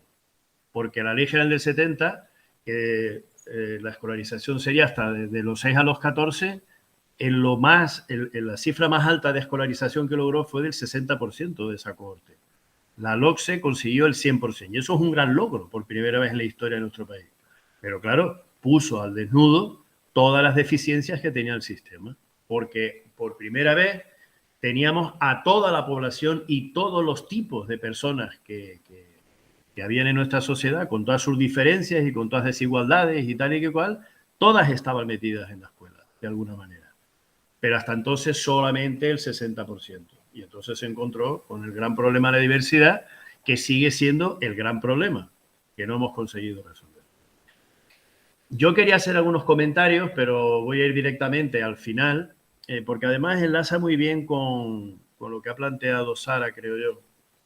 Y es que la LOMLOE se le ha puesto delante una alternativa, creo, muy potente y muy interesante, que es el currículum basado en competencias, pero ha sido incapaz de plasmar ese currículum de verdad basado en competencias. Y ha sido incapaz, pues yo estaba oyendo a Sara y creo que coincide en ese sentido las contradicciones de la administración con las del profesorado. O sea, no se puede resolver la gran diversidad que hay con una estructura disciplinar como la que hay en el currículum actual. Ya te lo digo ya de entrada, ese es mi gran convencimiento. Y si no somos capaces de sustituir una estructura disciplinar, ¿saben cuántas asignaturas hay en la LOMLOE? 15 diferentes. Y los alumnos pueden cursar hasta 11 diferentes en el mismo curso. Cuando un alumno de nuestros grados solamente puede cursar simultáneamente 5 asignaturas. O sea, aquí hay algo que no funciona. Está más claro que el agua. Entonces, desde una perspectiva disciplinar, que es en la que ha sido formada todo el profesorado de la ESO, ahora le pedimos que reconstruyan ese currículum porque el Ministerio no se ha atrevido a hacerlo y la Consejería de Educación, por lo que vimos el otro día en el Consejo Escolar, tampoco lo va a hacer. Romper esa estructura curricular basada en las disciplinas. Y mientras eso sea así, esto no tiene arreglo. Por lo tanto, es un currículum que solamente está al alcance de aproximadamente el 65% del alumnado. Porque, claro, decía María, y no las nombro todas, y yo esta cantinela la vengo oyendo desde la LOCSE, ¿cuántas medidas de atención a la diversidad nos hemos tenido que inventar en lugar de reconocer que el problema está en lo normal, en el currículum normal y corriente? Yo estuve en un instituto que de 234 alumnos habían 120 con medidas de atención a la diversidad. Que es más de la mitad. Lo que no funciona es el currículum que hay para todos. Pues entonces tenemos que empezar a sacar alumnos de las clases y enchufarlos a lo que sea, ¿no? Y cada 4 años nos inventamos una historia nueva, ¿no? Y ese es el problema, que no se ha atrevido y no se ha atrevido la administración porque los profesores y profesoras que están trabajando actualmente en la ESO no quieren soltar la disciplina, porque es en lo que han sido formados y en lo que se sienten seguros. Y además reforzado por los sindicatos mayoritarios en el sector que le han dicho al Ministerio que si toca eso le montan un pifostio. Porque la actual estructura curricular, con además especificación de las horas que cada una de las asignaturas tendrá que tener en el horario semanal de cada instituto, eso es poder, eso es recursos humanos, eso es muchas cosas. Y eso no lo van a hacer. No. Entonces el Ministerio, pues bueno, ha tomado una salida un poco, como suele ser habitual, de dar las pistas, ¿verdad? Bueno, creen ámbitos para tal y para cual, pero ellos no se han atrevido a dar ese paso. Se lo han trasladado a los centros para que ellos sí se atreven y si se atreven, pues allá con su responsabilidad y que, por cierto, en línea de lo que decía María y también Sara, ni siquiera se han atrevido y no sé si lo harán, a rehacer todo el ROC para darle muchísima más autonomía a los institutos. Eso no lo van a hacer porque le tienen miedo, ¿no? A que se les escape no sé qué, porque, en fin, todos sabemos que los centros, cuando quieren, pueden funcionar con toda la autonomía del mundo en tal de que no se entere nadie, ¿no?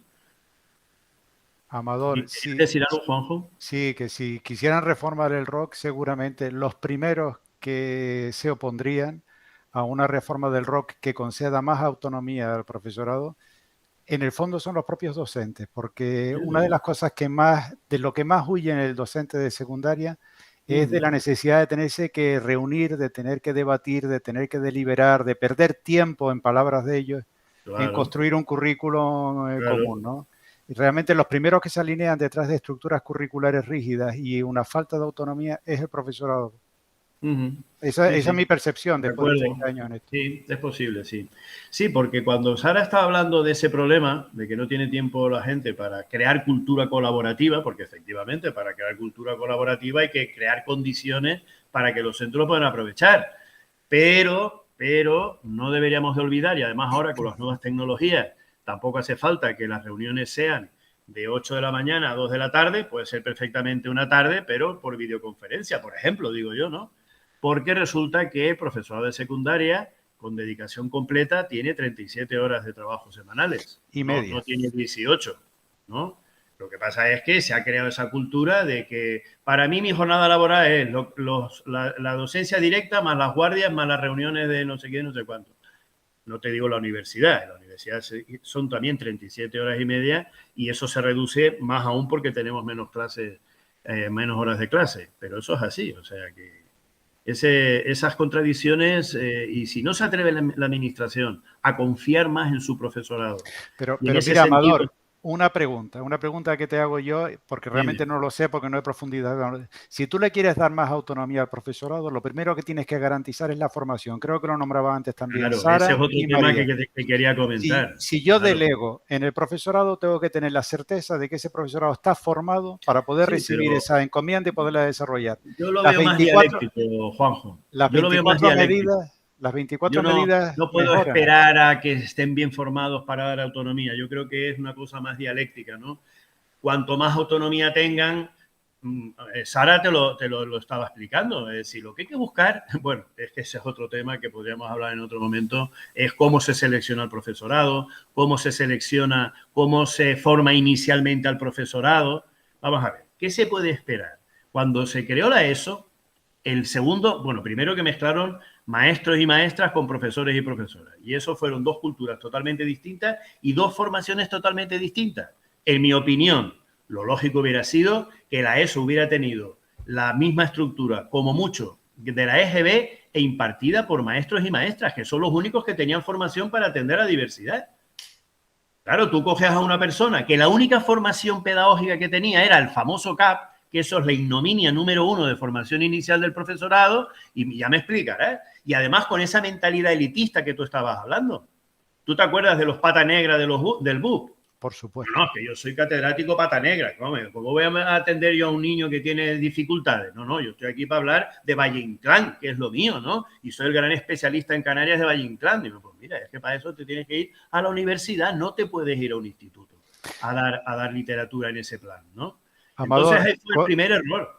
Conchi tiene pedida la palabra, a ver si ella...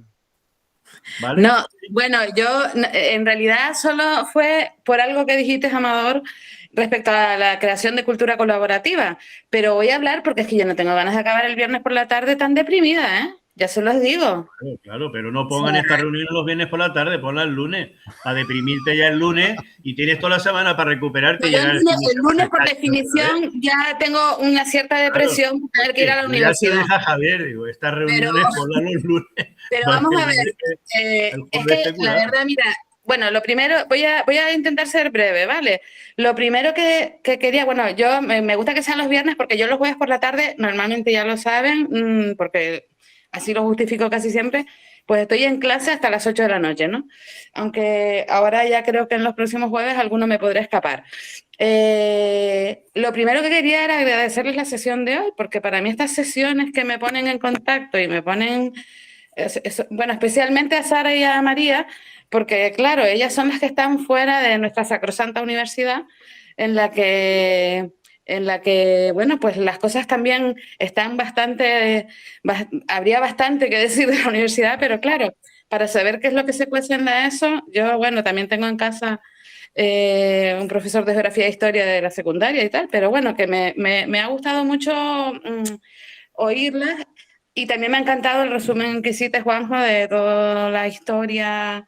La verdad que me gustó, ¿no? Pero claro, viene Amador ahora al final, yo viendo a ver qué dice Amador de Alon Loe y empeñado en deprimirme.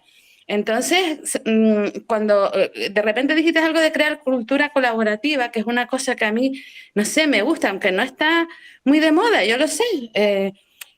Pero, o sea, esto es como una cosa, parece trasnochada, lo de la cultura colaborativa, ¿no? Yo ya ni lo oigo casi en la facultad. Pero decir que, bueno, es que me pareció entenderte y quería preguntarte si es que te entendí bien. O sea, que parte de que no se cree esa cultura colaborativa es que el profesorado, digamos que tiene el horario laboral, ha cometido, digamos, o sea, tiene ceñido su horario laboral al tiempo que está en el instituto, ¿no? Cuando realmente tendría que dedicar 37 horas. Yo creo que, no sé, que ese no es el problema, o no es uno de los problemas, o bueno, puede haber, como siempre, profesorado que no está dispuesto a trabajar las 37 horas, ¿no? Y que se va de rositas por ahí, pero yo creo que el problema de la cultura colaborativa, si vamos a hablar seriamente, es que realmente no, y además creo que es lo que han dejado patente tanto Sara como María, ¿no? Que no hay realmente recursos y recursos humanos, sobre todo en los centros, para atender toda esa diversidad, ¿no?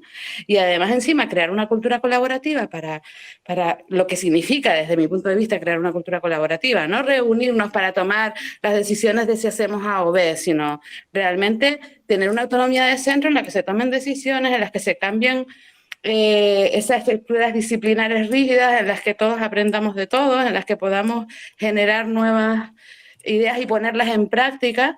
Entonces, no sé, no creo realmente que la verdad que no me he parado con detenimiento para nada en la LOE, pero no creo que haya tenido tampoco una apuesta clara por cambiar estructuras organizativas, sino más bien, como decía Sara, pues lo que hay es cambio de estos contenidos por estos otros, el tema de los que pasan, los que no pasan, el fracaso, no sé qué, no sé. Ahí, Y entonces te quería preguntar en ese sentido sobre si hay realmente una apuesta por una estructura organizativa diferente de los centros, una forma diferente de gestionarlos, porque yo creo que ahí hay un gran, no sé, es mi opinión desde fuera desde fuera de la realidad de los centros de secundaria, ¿no? Pero yo veo que realmente el profesorado está hipersaturado con muchísimo trabajo y que no se le da otras opciones, ¿no? Que la autonomía es más decir, háganselo ustedes mismos y sigan empleando horas de su tiempo para seguir trabajando y que todo quede siempre en manos del voluntariado, de la voluntad del profesorado de invertir más o menos tiempo, como decía, me parece que era María, ¿no? Pues que un poco las cosas funcionan de una manera o de otra en función del profesorado que esté y del centro en el que esté, y eso es lo que no puede ser, ¿no? O sea, desde mi punto de vista, ¿no? Bueno, no sé, me he enrollado y me he ido un poco por los cerros de rueda, pero era por hablar, porque como hacía mucho tiempo que no estaba, digo, voy a hablar. pues gracias, Conchi. Amador, ¿va a haber cambio organizativo o no? Yo creo que no. No, vamos a ver. Es que Conchi ha hecho un gazpacho andaluz ahí que no veas. Yo lo que he dicho Oye, el gazpacho, si lo hice, te lo juro que no era andaluz, ¿eh? Que no, yo... ya lo sé. Bueno, no sería andaluz, pero era un gazpacho, da igual. Digo, yo he contestado simplemente que creo que no es un problema de falta de tiempo el crear cultura colaborativa. En la universidad tenemos todo el tiempo del mundo y no lo dedicamos a crear cultura colaborativa, lo dedicamos a que cada uno se resuelva la vida lo mejor posible y consiga todos los méritos habidos y por haber. Quiero decir, es un problema de concepción, de actitud y tal. Y es verdad que para favorecer eso hace falta unas condiciones organizativas diferentes que no tiene prevista por ahora, la administración, ¿no? Lo que sí que quería resaltar que es lo que me parece más relevante, es que, y esto con tiempo, cuidado, no para mañana, sino con un proceso pausado, tranquilo y de una transición que puede durar algunos años, pensar en el currículum basado en competencias podría ayudar a resolver muchos de estos problemas. En primer lugar, ¿qué diferencia básica encuentro yo al currículum basado en competencias al currículum actual? El currículum actual está concebido como un techo y el currículum competencial está concebido como un zócalo, como una base, como lo mínimo imprescindible. Y claro, eso daría muchísimo más margen a decidir sobre lo que se tiene que enseñar y cómo se tiene que enseñar. Pero resulta que eso choca, primero lo hemos visto en los decretos que ha sacado la Administración, que cuando se pone a decidir lo que es indispensable, uno lo mira. El otro día estaba hablando con un colega de un instituto, Manu Sánchez, que da física y matemáticas y tal, y dice, yo leo la competencia digital que tienen que aprender los alumnos y ya me daba yo con un canto en los dientes que los alumnos del grado de física llegaran a ese nivel competencial. Y es para primaria, ojo, para primaria. O sea, el que ha hecho eso, ese perfil de salida, no tiene ni puñetera idea de lo que significan esos niveles de salida, tanto la primaria como la secundaria. Con lo cual, siempre tenemos esa huida hacia adelante, ¿no? En lugar de decir, vamos a ver, ¿qué es lo que todo el mundo puede saltar a la primera en salto de altura? 1,10, pues vamos a empezar por el 1,10, no por el 2 metros, que eso no lo salta ni Dios. ¿Me explico o no me explico? Y cuando ya la gente salta el 1,10, pues pondremos el 1,15, pondremos el 1,20 y así poquito a poco. Eso es lo que permite, entre otras cosas, el currículum basado en competencias, ¿no? Por tanto, pensemos en el suelo y no en el techo, porque el techo está muy bien desde una cultura ilustrada, que es muy, en fin, me parece muy bien que todos deseemos que cuanto más sepa la gente mejor, pero es que resulta que ese cuanto más sepa solo lo puede aprovechar un 25, un 30% de la población, el otro 60% se queda a dos velas con ese listón tan alto que le han puesto. Pero eso, claro, implicaría admitir que al final de la ESO, pues a lo mejor los alumnos no se saben la lista de ríos de Europa, como me la sabía yo de memoria cuando estudié Geografía Universal. ¿Me entiendes? Y eso debe ser muy importante y nadie se ha enterado aún, de verdad, me refiero a la administración sobre todo, pero también cuando eso se traslada hay una gran conexión con las creencias actuales de la mayoría del profesorado de secundaria. Existe una cosa que se llama Internet, que la gente puede buscar informaciones de ese estilo y dedicar las horas de clase a otras cosas un poquito más sesudas, más creativas, más analíticas, más de fondo, que eso no lo da Internet ni de coña. ¿Entiendes? Amador, eso por un lado.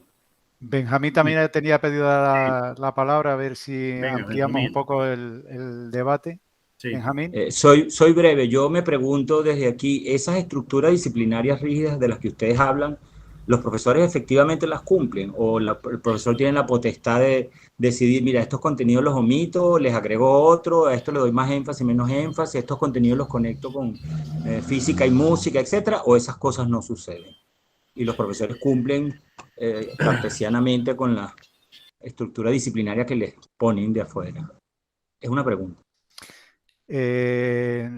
Bueno, Amador, ya, vamos a ver, te puedo responder yo, si no Sara o María, ¿no? Efectivamente, yo creo que en España tenemos una amplísima tradición de currículos hipertrofiados que después se cumplen de aquella manera. Es decir, yo creo que ni mucho menos el nivel de imposición curricular que sufre el profesorado es tan grande. Es decir, yo creo que son pocos los docentes que pueden decir que agotan los temarios.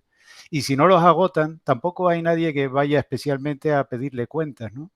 Yo creo que el tema del zócalo que planteaba Amador vendría a resolver una parte del problema, pero no todo el problema. Yo creo que también tiene que ver con vamos a ver, el currículum competencial al final, si se quisiera implementar, no es tanto una cuestión de selección cultural, sino más bien una cuestión de integración cultural. Es decir, volveríamos otra vez al problema de cómo desarrollar un currículum que en realidad concita al conjunto de todos los docentes que forman parte de ese entorno educativo y volvemos otra vez a la cultura colaborativa donde estábamos antes. Y volvemos a topar otra vez con el gran problema, que es la falta de cultura profesional que tiene el profesorado, que está muy acostumbrado a desarrollar una disciplina académica al nivel que sea, de máximos o de mínimos, pero no me saques de mi entorno y de mi disciplina y de mi horario, porque más allá de eso me cuesta mucho visualizarme como profesional de la educación, ¿no? No sé si María y Sara estarán de acuerdo con eso. María, Sara. Sara, dale. No, da igual, no, sí. A ver, está claro que hay de todo. Hay profesorado más implicado y otro menos implicado. Hay gente que aborda cualquier cosa y otros que se quedan en su materia y ya está, ¿no? Eso siempre ha existido. Y luego el tema de los currículum que nos facilitan el trabajo interdisciplinar era otra de las cosas que yo quería comentar, ¿no? Que, por ejemplo, en los programas AICLE que se pretende eso, ¿no? Pues los currículum, digamos que los correlaciona el profesorado, que se coordina y dice a ver cómo vamos a trabajar juntos, pero no viene dado por la administración, ¿no? Contemplan los programas, pero al final los currículum de las materias que participan en ese programa tienen sus currículum distintos y si yo voy a dar los hábitos saludables, pues yo tengo los hábitos saludables en el segundo trimestre, pero es que biología los tiene en el primero. Entonces, claro, en ese programa, pues el profesorado se coordina y lo elabora, pero eso no viene dado de arriba, ¿no? Al final es un trabajo que se hace en los centros. Sí, yo quería destacar eso, ¿no? Que al final yo veo predisposición y esfuerzo del profesorado de no cumplir a rajatabla el currículum como tal, de buscar espacios de encuentro entre disciplinas. Que no le queda otra. Claro. Y yo viví la revalorización de las áreas artísticas, ¿no? Que han cogido un peso, al menos en los centros donde yo he trabajado, importantes para vincularse con otras áreas también y trabajar coordinadamente, ¿no? El papel de las áreas artísticas que parece ser que quieren que desaparezcan un poco, pero lo importantísimo que son actualmente como tenemos los adolescentes ¿no? de gestión emocional y de tal, un poco, lo importante que son crear estos espacios así artísticos también un poco. Vamos a ver, otra idea fundamental que yo creo que ni la administración ni el profesorado en general está en condiciones en este momento de asumir, y eso lo digo porque lo dice uno de los documentos que la ministra Celaá señaló como inspiradores de la reforma. Quiero decir que esto no me lo invento yo, he ido a sus fuentes, ¿no? Y te dice, los currículos basados en las competencias se estructuran en torno a las competencias y no alrededor de las asignaturas. Y la progresión, la progresión a lo largo de las etapas se relaciona con las competencias más que con la dificultad de las asignaturas. Y más importante, las asignaturas se utilizan como un instrumento a través del cual se puede facilitar la adquisición de las competencias y no como contenidos que el alumnado debe dominar como un fin en sí mismo. Eso significa darle más importancia a los conocimientos que cada asignatura, cada disciplina puede aportar y no tanto a respetar la lógica interna de cada disciplina. Por ejemplo, decía Sara, es que claro, el de biología tiene en no sé qué curso o mes el tema que a mí me interesa ahora. Porque, claro, biología ha secuenciado el currículum con la lógica interna de la disciplina que él imparte. Ha seguido una lógica supuestamente muy racional, ¿no? Primero tengo que enseñar esto, para poder enseñar esto, para poder enseñar lo otro, y así con cada asignatura. Y si eso no se rompe, es imposible trabajar de otra manera por proyectos o por lo que sea. Porque, por ejemplo, imagínate, surge el volcán de La Palma, ¿no? Pues lo lógico sería que en todos los colegios de Canarias los pibes estuvieran trabajando el currículum en torno a la erupción volcánica que se ha producido. Pero es que resulta que te dice el de geología, no, yo es que eso lo daré en el mes de enero. Pero, ¿cómo que en el mes de enero, tío? Es que hay que darlo ahora, que es cuando hay necesidad de ese conocimiento.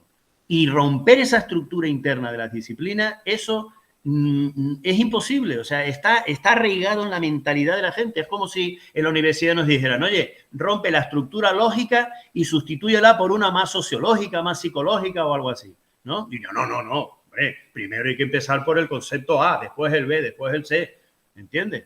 Pues eso es un gran impedimento.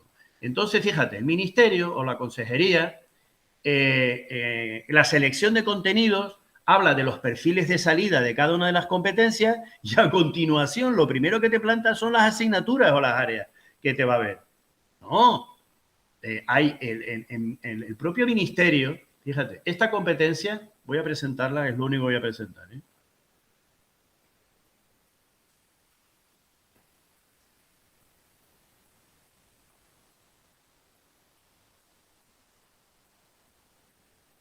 ¿Se ve? Sí. Voy a hacer un poquito más grande. ¿Se ve? Vale, pues Sí, esta sí. es una de las competencias. Se llama competencia en el conocimiento y la integración en el mundo físico. Y la manera de trabajar con competencia sería coger esta, por ejemplo, y así cada una de ellas, establecer una serie de contextos, en este caso, esto es del ministerio, no es mío, personal, social y global, y una serie de situaciones. Situación de tipo 1, pues la vida y la salud. Situación de tipo 2, la tierra y el medio ambiente. La de tipo 3, los riesgos. Y el de tipo 4, las relaciones entre la ciencia y la tecnología, por ejemplo, ¿no? Y luego cruzas una columna con una de las filas y te van saliendo posibles proyectos. Por ejemplo, si cruzas la vida y la salud y el contexto personal, pues tenemos la conservación de la salud, la higiene personal, la nutrición. A nivel social, distribución y utilización del agua, salud comunitaria. A nivel global, epidemias. ¿Han oído hablar alguna vez de una pandemia? Epidemias, propagación de enfermedades infecciosas, etcétera, etcétera, etcétera. Y así es como se podría trabajar. Y luego, para cada uno de estos proyectos es donde tendría sentido decir, bueno, vamos a ver, vamos a trabajar el de nutrición. A ver, ¿qué áreas podrían vincularse a este tema y con qué conocimiento? Y entonces vendría la aportación de cada asignatura en el mes que toque. Da igual. Claro. A ver, que no sé ahora salir de aquí. Ya salió, creo. Ya salí, ¿no? Sí, sí, ya está. No me veo. Ya quitaste pantalla. Vale. Bueno, y tenía mucho más material en este sentido, pero para que vean que es posible trabajar de otra manera. Claro, ahora viene el problema técnico. ¿Cómo se plasma eso en un decreto? Y ahí es donde empezamos ya a hacer agua. El ministerio no sabe cómo hacerlo, por lo que veo. Y la consejería sigue lo que le ha propuesto el ministerio. Ese es el problema. Bueno, es uno de los problemas, lógicamente. Y luego, claro, ¿cómo trabajar esos posibles proyectos? Pues metodologías inclusivas. Claro, es que no podemos recurrir a medidas de inclusión, sino primero vamos a hacer metodologías inclusivas y sistemas de evaluación inclusivos. Y después, el alumnado que no lleguemos con todo eso, pues ya vendrán las medidas especiales. Pero eso debe de afectar a 5 alumnos por aula, no a 25 de 35. O decía Sara, de 21 o de 28, 21 suspenden y 8 aprueban. Es que eso no puede ser. Tienes que invertir inmediatamente la proporción. Tendría que ser 21 aprueban y 7 no. Entonces ya sí, ya se puede coger esos 7 y tratar de otra manera distinta. Que es verdad que hace falta más recursos humanos, por supuesto. La enseñanza compartida es un gran invento. Hay que contratar más profesorado para que comparta con otros en la misma aula. Claro que sí. Pero si primero el campo de juego, digamos, que es el currículum, lo dejas como está y solamente cambias algunas etiquetas, pues entonces, ¿me entiendes? O sea, lo que no se puede jugar es un partido de rugby con las reglas del fútbol. Si queremos jugar al fútbol, queremos currículum con competencias, tiene que ser con las reglas del currículum por competencias, no con las reglas disciplinares que venimos manteniendo desde hace tanto tiempo. Esa es la gran contradicción. Y luego, por supuesto, recursos materiales, recursos humanos, mayor autonomía de los centros para organizarse. ¿Por qué todos los centros tienen que dedicar 4 horas de lengua a la semana y otras 4 horas de matemáticas? ¿Por qué? O sea, yo no lo entiendo. Es que todos los alumnos de la ESO tienen las mismas necesidades en la competencia comunicativa en todo el archipiélago, o habrá zonas donde hay más necesidades y menos necesidades. En fin, no sé cómo lo verán ustedes, ¿no? Pero yo... Juanjo se ha muteado, no está conectado ahora, pero Benjamín tenía la palabra. Venga. Ya yo le hablé, esa es la mano que se me quedó pegada. Gracias. Vale. Quiero decir que hay mimbres para hacer cosas. Ahora, me parece muy hipócrita por parte de la administración que todos los verdaderos mimbres digan, bueno, esto es lo que yo digo. Ahora bien, a partir de aquí, pues si los profes se quieren agrupar en ámbitos, que se agrupen.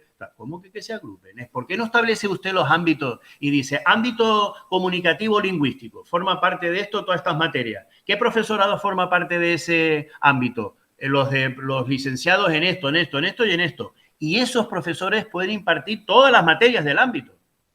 No una, todas. Con lo cual reducirías ese currículum disciplinar de hasta 11 asignaturas simultáneas en el mismo curso, lo podías reducir a 4 ámbitos. Y de cada ámbito eliges a un profesor o 2, por lo cual la coordinación, y así es como se empieza a hacer la cultura colaborativa, en torno a proyectos abarcables, sencillos, que la gente va viendo, que van dando resultados, es como va demandando más coordinación y más colaboración. Porque si resulta que encima, cuando tenemos la oportunidad de reunirnos, tenemos que atender hasta 90 tareas burocráticas o no relacionadas con la docencia directa, como tienen ahora asignada el profesorado de la enseñanza media, pues ya me explicarás. En el año 2001, en la tesis que dirigió Javier, habían 40 tareas no relacionadas directamente con la docencia. Ahora, en este momento, con un estudio del Consejo Escolar del año 2018, ya van por 90. Que, ojo, todas son interesantes, pero lo que no puede ser es que se le ocurra algo a no sé quién y diga, bueno, pues esto que lo haga la orientadora del colegio. No, pues esto que lo haga el director del departamento. No, pues esto que lo hagan los profesores de no sé qué. No, los profesores de no sé qué están para eso, para dar clase de no sé qué. Para hacer ese otro papelito, pues búsquese gente, le pague y que lo haga. ¿Te acuerdan cuando las evaluaciones de diagnóstico las tenían que pasar los profes y recogerlas y corregirlas y tal y que cual? Y dijeron, oiga, ¿pero esto qué es? Hasta que contrataron una empresa que hacía esa labor. Claro que sí, así es como se trabaja. Coño, el Tony Blair se montó una evaluación del profesorado como es debida y montó un departamento exclusivo para formación y evaluación del profesorado donde se contrataron a 7.000 profesionales para hacer las cosas bien hechas. Pero no se coge y dice, bueno, como tengo esto, pues que también lo hagan estos que ya están en el sistema. Por lo cual, cada servicio le vas cargando y al final ya no sabe qué es lo que tiene que hacer, porque tiene tantísimas tareas que puede elegir la que le dé la gana. Y en un caso enfatizarán un apoyo directo al profesorado, en otro responder a los papeles de la administración y tal. En fin, hay muchas interferencias de tipo burocrático que también habría que revisar, porque, chico, con las nuevas tecnologías no puede ser que el mismo papel te lo pidan desde 10 sitios diferentes, que hagan una base de datos unificada y que el que quiera algo que vaya allí y la busque. ¿Me entiendes? O sea, yo cuando hice mi proyecto de cátedra pregunté cuántos alumnos había en Canarias asignados a alguna medida de atención a la diversidad. Y depende con quién hablara, pues me daba una cifra, pero una cifra totalmente diferente, ¿no? Hablar con la inspección te daba una cifra. Hablabas con ordenación educativa, te daba otra cifra. Pero vamos a ver, ¿esto qué es? No sabemos ni siquiera cuántos alumnos hay en los programas de diversificación o en lo que había entonces, ¿no? En los talleres de autonomía. No lo sabemos siquiera. Entonces, ¿cómo vamos a evaluar esas medidas si funcionan o no? O sea, son cosas tan elementales que dices, bueno, yo no me explico por qué no se hacen con cabeza, ¿entiendes? Y si no podemos hacer 20 mal, pues hagamos 3 bien. Pero ¿qué va? Aquí hay unas presiones de todo tipo, que aquí todo el mundo quiere salvar el puesto, quiere justificarse y al final se atiende lo urgente o lo visible o lo que da más imagen y no lo necesario. Pero en fin, yo creo que hay solución, claro que hay solución. Pero, en fin, nosotros en pedagogía montamos un grado basado en competencias a través de los módulos y tal y que cual, y a la primera oportunidad que ha tenido el profesorado de la facultad se lo ha cargado. O sea, en la facultad de pedagogía, ojo, que tiene tela. Digo esto, Conchi, para que veas que no estoy cargando las tintas con el profesor de secundaria, sino con lo mamones que somos todo el profesorado, porque, claro, desde que nos remueven nuestro tingladito, que lo tenemos muy bien montado, pues enseguida nos revolvemos y decimos, de eso nada. A mí déjame tranquilo como estoy. Amadora, a todos nos cuesta salir de la zona de confort, ¿eh? A todos. Claro, a todos. Por eso digo que ese es el gran problema. Ese es el gran problema. Y si encima por salir de la zona de confort no encuentras una recompensa, aunque sea moral, aunque sea, yo qué sé, no solamente económica, pues menos aún decir, ¿para qué? Si total, al fin y al cabo, nadie me lo va a reconocer.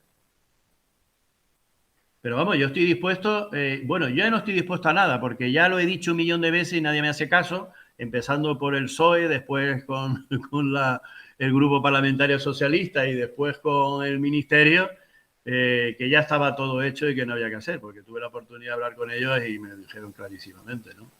Y también me dijeron que habían intentado hacer algún cambio en esta dirección y los sindicatos les habían dicho que cuidadín con tocar la estructura disciplinar del currículum, que te la montamos, ¿no? Todo lo que hay. Así que, pues claro, ¿qué es lo que queda? Pues lo que decía Sara y lo que decía María y también Conchi, creo que lo ha dicho. Pues si en un colegio, en un instituto, tienes la suerte de encontrarte a 7 o 8 colegas que están por la labor, pues aprovéchalos, trabaja con ellos lo mejor que puedas y sé feliz, porque es lo único que Bien, Juanjo pide disculpas porque está con la conexión muy inestable. Y, en fin, ya son las 19:21. Alicia. Evidentemente, bueno, Javi, Alicia levantó la mano. Ay, perdón, Alicia, no te había visto, sí. No, nada, es un problema complejo como para seguir discutiendo. Solo por darle a Conchi pues una alegría, sí, por darle algo positivo. Y el fin de semana pasado, bueno, desde el jueves hasta el domingo, estuve en Las Palmas en las jornadas de la Sociedad Canaria de Profesores de Matemáticas, donde yo diría que un 90% era profesorado de secundaria y menos de primaria, que es un problema que tiene la sociedad, ¿no? Que no asisten los maestros a las jornadas. Y después de 2 años de pandemia, fueron unas jornadas con la gente con mucha ilusión, con ganas de hacer cosas. Todos los talleres que se presentaron eran competenciales de matemáticas y arte, matemáticas y lengua, tecnología y matemáticas. Y bueno, es cierto que los que están allí es sesgado, están allí porque tienen interés por la innovación, interés por mejorar, pero bueno, esos van a un instituto, a un departamento donde contarán lo que se dijo allí y es, bueno, pues a base de esfuerzos pero yo quiero ver un interés por cambiar. En mi caso, pues es la enseñanza de las matemáticas, ¿no? Sé que esto que acabo de decir es muy superficial, muy fácil, que hay muchos problemas de fondo, pero bueno, con la persona que yo tenía al lado en uno de los talleres estaba en el Instituto de Ofra contándome casos graves de alumnado, pero estaba allí recibiendo una formación y interesadísima, ¿no? Pues puede ser que algo de lo que estaba haciendo allí, que en este caso era arte, pues llegara a alguno de los alumnos. Era solamente porque Conchi se animara. Gracias, Alicia. Es que yo creo que... Está bien lo que acabo de decir es... Sí, yo quería decir, un poco la intervención también fue decir, yo creo que hay mucho profesorado haciendo, o sea, haciendo cosas muy interesantes, hay mucha resistencia, hay mucha gente muy currante y entonces a veces me parece un poco injusto que de un plumazo yo sea Amador el contexto de tu intervención, ¿no? Y la entiendo, ¿no? Y también entiendo que mi gazpacho andaluz lo entiendo yo y me voy por los cerros de Úbeda y, bueno, por toda Andalucía, ¿no? Pero fue como de repente decir, pues, no sé, pues yo creo que eso, bueno, pues nada, no me voy a liar más, pero gracias, Alicia, porque realmente yo también creo que la cosa está muy difícil de cambiar y que yo realmente creo que las leyes siempre han sido o sea, un colchón que te permite hacer cosas, pero nunca han sido un motor de cambio en realidad, desde mi punto de vista, ¿no? Entonces, es interesante, sobre todo para mí, analizar, pues como haces, Amador, ¿no? En una ley, pues, qué opciones deja al profesorado que realmente está dispuesto a salir de esa zona de confort y qué opciones deja a los centros para poder afrontar de otra Conchi, manera la realidad que es muy compleja, ¿no? Claro, el problema es que la ley te dice A y lo contrario. Es decir, te dice que trabajes por competencias, tal, y te pone el caramelito en la boca, pero a la hora de concretar vuelve otra vez a la estructura disciplinar. Claro. Y entonces, claro, refuerza a las personas que no quieren cambiar. Porque dice, oye, pero porque además, fíjate tú, si es que dice cosas, dice, en primaria, ciencias, no, conocimiento del medio social o natural. ¿Vale? Integra ahí varias asignaturas. Paréntesis. Pero los centros que quieran podrán desdoblarla en ciencias sociales y ciencias naturales. Cacho, pero qué necesidad hay de volver cuando ese debate ya estaba asumidísimo en primaria con conocimiento del medio, desde hacía siglos, desde la LOCSE. Entonces, constantemente vas viendo un paso atrás y dos adelante, o tres adelante y dos para atrás, y así, no una línea recta, aunque sea un pasito nada más, pero toda la misma dirección de avanzar, avanzar, avanzar, y no dar pie a decir, mira, eso que dices tú de las competencias, vale, pero mira, yo también aquí leo en la ley que puedo hacer justo lo contrario. Eso es lo que no puede hacer una. Yo creo que efectivamente, bueno, primero que nada, disculpen, he tenido que estar entrando y saliendo porque la conexión era muy inestable. Yo y me voy tengo a que ir, los 2 minutos que me quedan. Sara, vamos a hacer, si les parece, una última intervención, que es la que estaba pedida la palabra de Sara. Sí, no, nada, yo cerramos.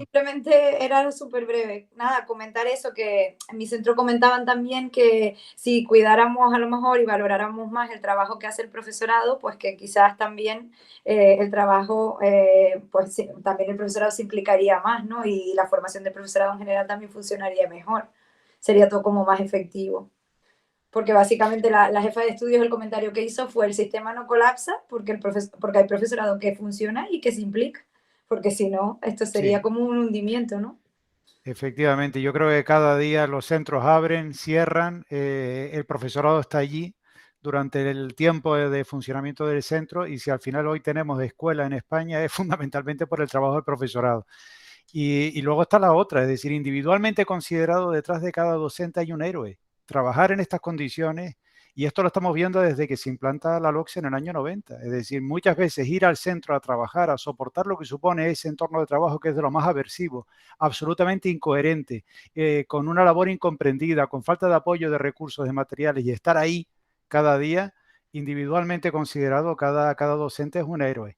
Luego, lo que sí tenemos que ver es no perder la perspectiva de que también como colectivo a veces faltaría tener una visión de conjunto de cómo podríamos remar todos en el mismo, digamos, en la misma dirección, en esa cultura colaborativa que a veces se echan falta, para ver si somos capaces de construir proyectos que sean más coherentes.